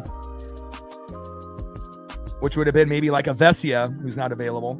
And a little flip to first, and that is one away. Down goes Muncy with the little ground ball. Next up, center fielder in the 8-hole, 1 for 2 with a run, RBI, and a K. The only run so far, Kike Hernandez. And it shows you, if you have elite pitching, right, like with Trey Savage and what we were able to see, you can have 3 Hall of Famers and Mookie, Freddie, and Shohei pretty much do nothing. And pitching and defense is going to win you a series. Obviously you got to be able to hit, timely as well, but pitching and defense, is so important, especially when you get this deep in the postseason.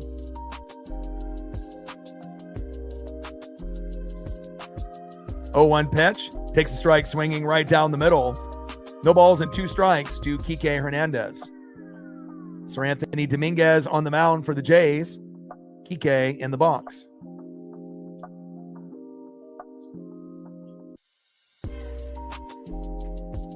And we'll be doing the Thursday night football matchup, Ravens and Dolphins, Battle of the Bads, but Lamar is back. So we'll be able to see Lamar Jackson going against Tua.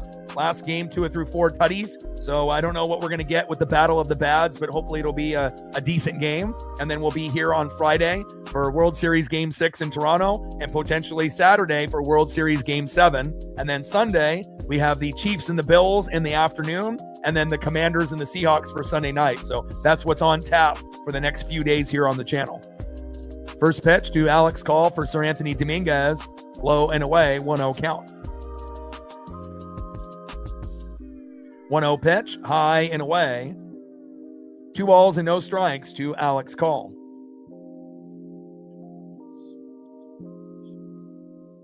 Ooh, Sandy Koufax.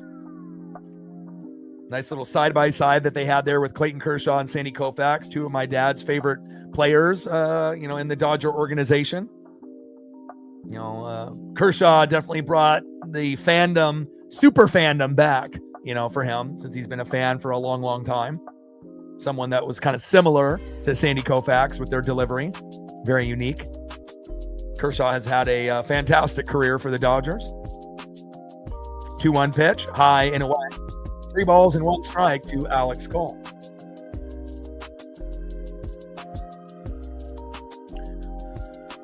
Three-one pitch, takes a strike, looking low and at the knees. Count now is full. 3 balls and 2 strikes from Sir Anthony Dominguez to Alex Cole.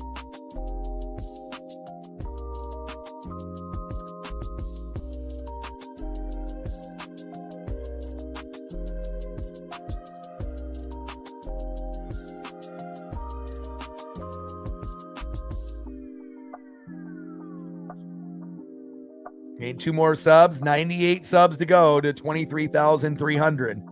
Thank you guys, appreciate you. We're at 5 on the dono train, 95 to go. And how close are we to hitting 100 on the likes? Hopefully we're getting pretty close. 3-2 pitch, and that is a walk for Alex Call. Call the first. Next up, 0 for 3 with a K, Shohei Ohtani.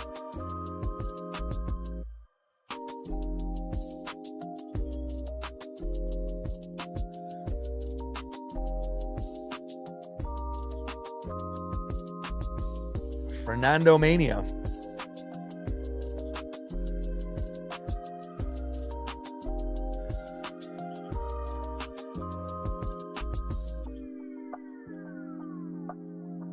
We haven't really seen anything like Fernando Mania since Fernando Mania. Represented for all of the Latinos and Latinas back in the day, as well as just baseball fans in general, not just Dodgers.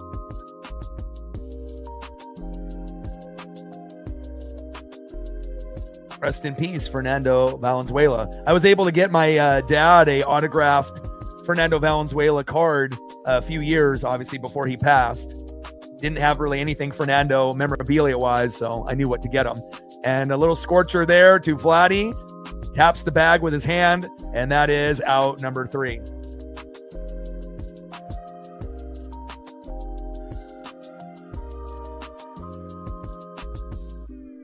Shout out to my boy Brooks Beats with the best beats on YouTube.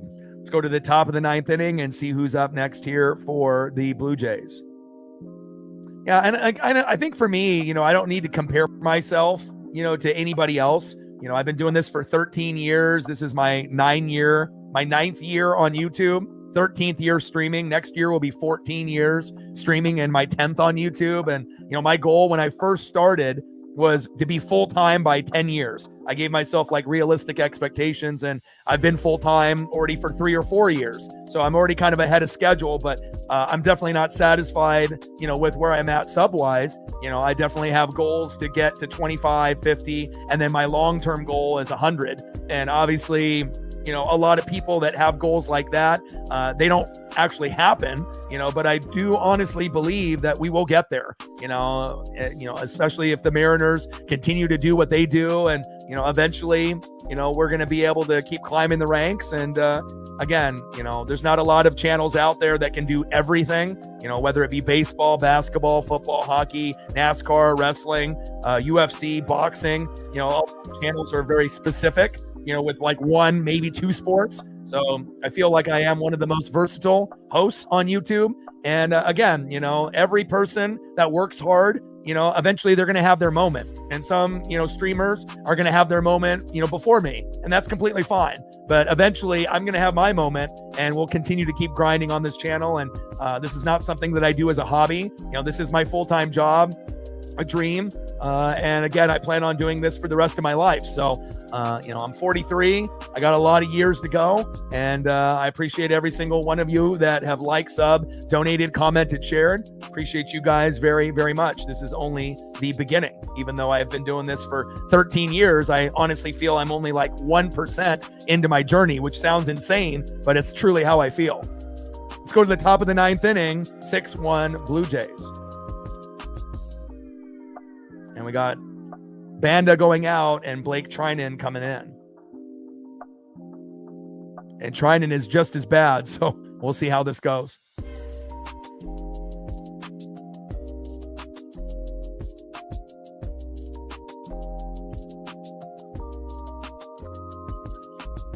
All right, Blake Trinan coming in and relieving Banda.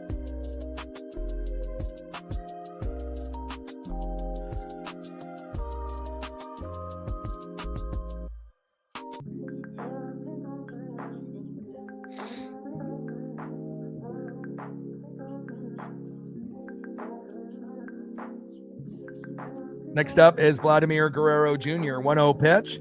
Fouls it off high and inside. 1 ball and 1 strike to Vladimir Guerrero Jr.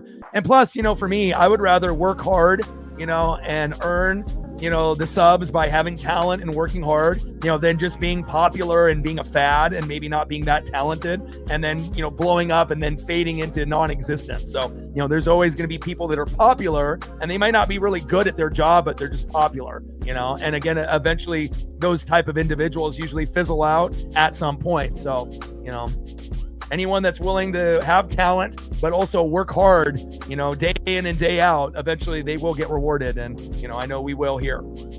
And we already have up to this point as well. 1-1 pitch, fouled off, low and inside. 1 ball and 2 strikes to Vladimir Guerrero Jr. 1-2 pitch, and Vladdy grounds out to the pitcher, throw to first, and that is 1 away.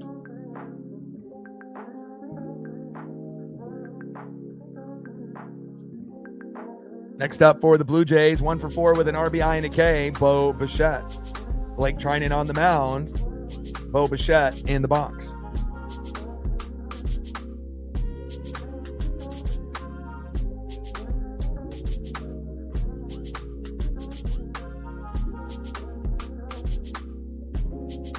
First pitch, big swing and a miss, low and away, 0-1 count.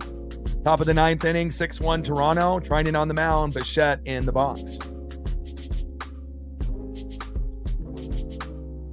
0-1 pitch, low and away. 1 ball and 1 strike from Trinan to Bichette.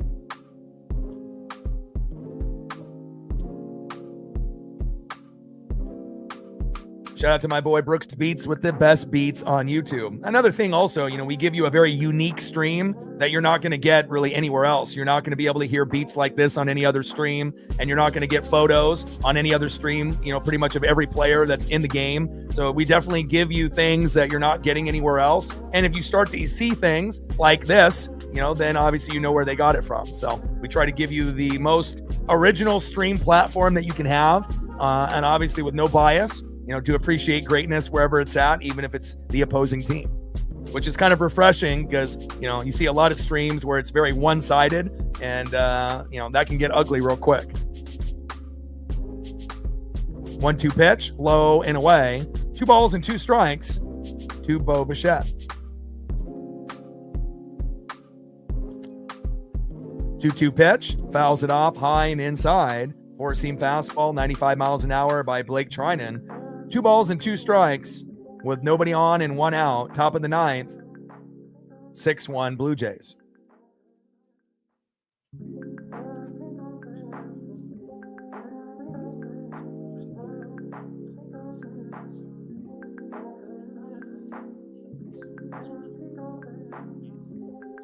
There's a few of us, that do baseball. There's not definitely as many people that do baseball game in and game out as much as like the NFL. There's definitely a lot of people that do that, but baseball is a hell of a lot harder than doing football. It's not even in the same stratosphere. And Bo Bichette grounds out to second, and that is 2 away.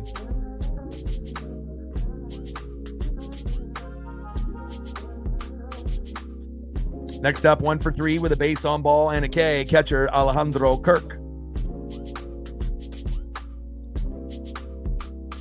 Yeah, Bo is still not 100%. I would assume that we're going to see Springer in Game 6 and Game 7 if it goes that much, or at least at some point in Game 6 or Game 7.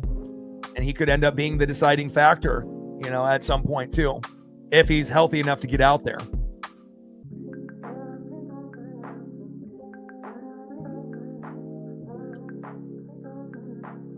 1-0 pitch. And little slow dribbler, Freddie Freeman touches first base, and that is out number 3. Appreciate that. My best friend messaged me. It was high scoring, and they were doing good in the first half. And I was going to actually message him back to see how we're doing. But awesome. We're up by fucking 21 with a quarter to go. But the problem is that the Blazers are good in the first 3 quarters, but sometimes fall flat in the fourth. So hopefully this will be a game that they'll be able to be victorious. But being up by 21 is great. Thanks for that update. I appreciate that. And obviously, if I wasn't streaming today, that would be the game that I would be watching, obviously, if this wasn't on. All right, let's see who's up next here in the bottom of the 9th. All the Dodgers have to do is get 5 runs, right? Easy peasy lemon squeezy. Not going to happen. Hell, they might not even be able to get a hit or even a run at this point. Next up, 0 for 3 with 2 Ks, Will Smith. Batting second, shortstop in the 3-hole, Mookie Betts. And batting third, first baseman in the 4-hole, Freddie Freeman. So, they got the right 3 guys that you would typically want besides Ohtani. But, obviously it's been a pretty cold night overall. 3 hits total in a World Series game. That ain't going to get the job done. Shohei Ohtani, 0 for 4. Not good. Will Smith, who's been one of their more consistent hitters, 0 for 3. Not good. Mookie Betts, 0 for 3. Now he's 3 for $1 billion. Not good. Freddie Freeman, 0 for 2. Not good. And then really the only guy that's good today is Teoscar Hernandez, 2 for 3. And obviously Kike Hernandez with the home run, 1 for 3. That ain't going to get the job done against the fucking Blue Jays in the World Series.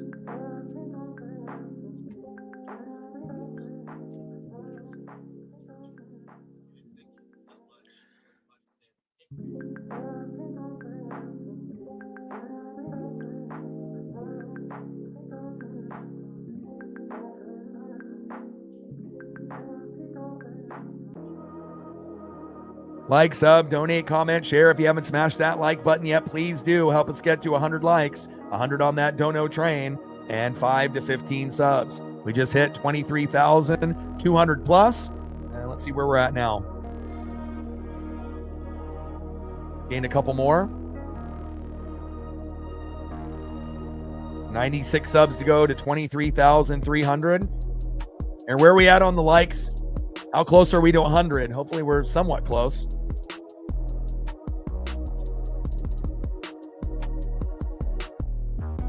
And Marcus with a tenner. Appreciate you, Marcus. I was going to say, we're a little bit behind the 8 ball on the dono train, but I can always rely on certain individuals to at least help. And that'll definitely go towards, the internet bill, the streaming feed, taking care of my pup, which is very important to the production of this channel being the way that it is, as well as helping Brooks be able to get some new beat software, which is not going to be cheap. It's, $250. So if I go in on it halves with them at $125, obviously I'm going to need support to do that. Appreciate you, Marcus. Marcus with a tenner. Appreciate you.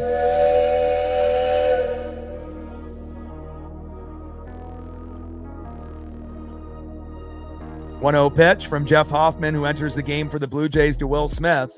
Takes a strike looking. 1 ball and 1 strike to Will Smith. 1-1 pitch, high and inside. 2 balls and 1 strike to Will Smith.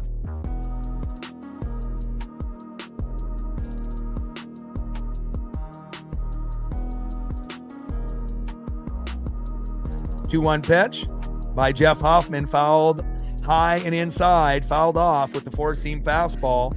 2 balls and 2 strikes to Will Smith.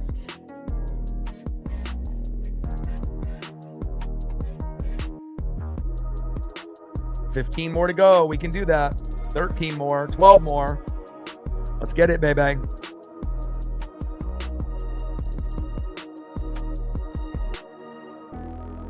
One through 4 hitters tonight, 0 for 12 with 7 Ks. Trey Savage, pitching like a savage against 3 fucking Hall of Famers. Shows you how good he's been doing. 2-2 pitch. High and away. Slider missing. Off speed, 87 miles an hour by Jeff Hoffman. 3 balls and 2 strikes to Will Smith. Reflect with a 3-er. Appreciate you. Every dollar counts. You think that the $1, $2, $3 doesn't matter. It really does. It all adds up. Appreciate you. And Will Smith with a single.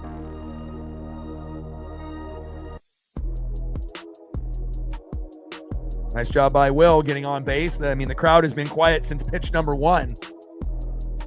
Next up is Mookie Betts, who's probably had the most disappointing World Series out of any elite player that's playing right now. I don't think I've seen Mookie play this bad in a long time. I mean, he's like 3 for 20 plus. That ain't going to get the job done. And out of those 3, none of them are homers. So hasn't really been a factor whatsoever in this entire World Series. First pitch takes a strike looking right down the middle, 0-1 count, but you have to give credit to the Blue Jay pitchers. That's why, not guys just like Trey Savage, but others as well.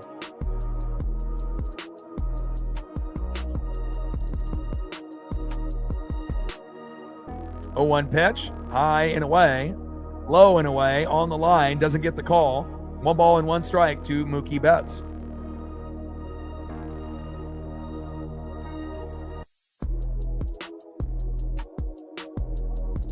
I mean, at least we've seen Shohei and Freddie, step up and make some big home runs and big plays. But, normally we see Mookie driving in runs, getting big home runs, singles, doubles. So it's not just that, Mookie's, slumping, but why is he slumping? Because the pitching for the Blue Jays is elite. It's been top notch. If the pitching wasn't good, Mookie would probably be, with a few home runs at this point and, just as good as Freddie and Shohei, maybe better. So there's a reason why. It's not just that Mookie sucks.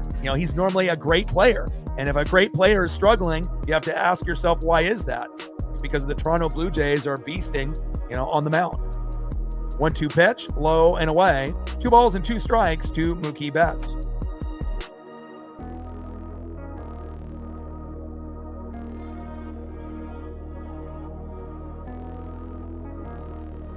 I don't think that's true. I don't think National League pitching stinks. It's just that the Dodgers have a terrible bullpen. And then again, you have to have your starters, go the long distance. They need Snell to go 8. They need Yamamoto to go 9. They need fucking Glasnow and Ohtani to go 8. And that's just not realistic, And then on top of that, if you end up having your starters have a meltdown, then it's even going to be worse when the bullpen comes in. So 2-2 pitch, and Betts flies out to left. And that is 1 away.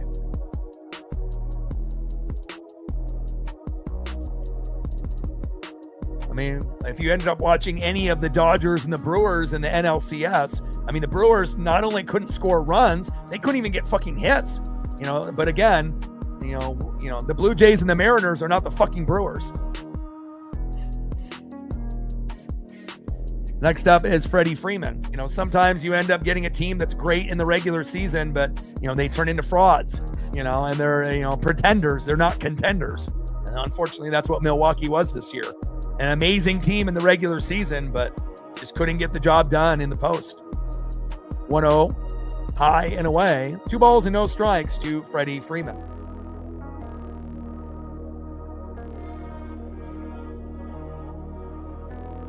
Freeman in the box. Jeff Hoffman on the mound.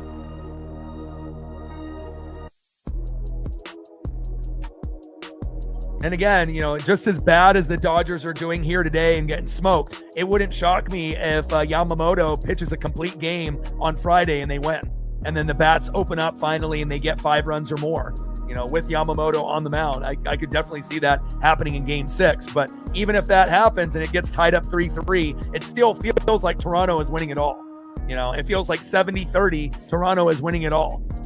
And maybe when the series first started, it might have been 70-30 Dodgers just based off the perception of what we saw, them do against the Brewers. And then potentially the, Blue Jays might be tired after going to ALCS Game 7 against Seattle, but that's just not the case. Better pitching, better hitting, better defense, better bullpen. Check, check, check, check. Blue Jays. The only thing that they have that's an advantage for the Dodgers is Yamamoto. That's it.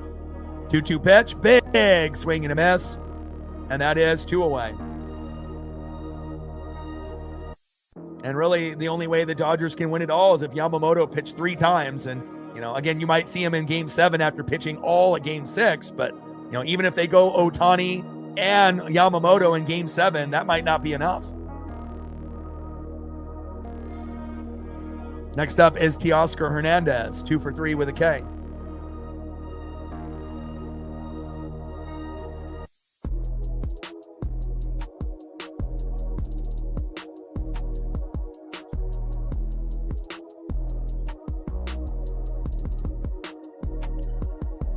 One pitch, takes a strike looking low and away. No balls and 2 strikes to Teoscar Hernandez.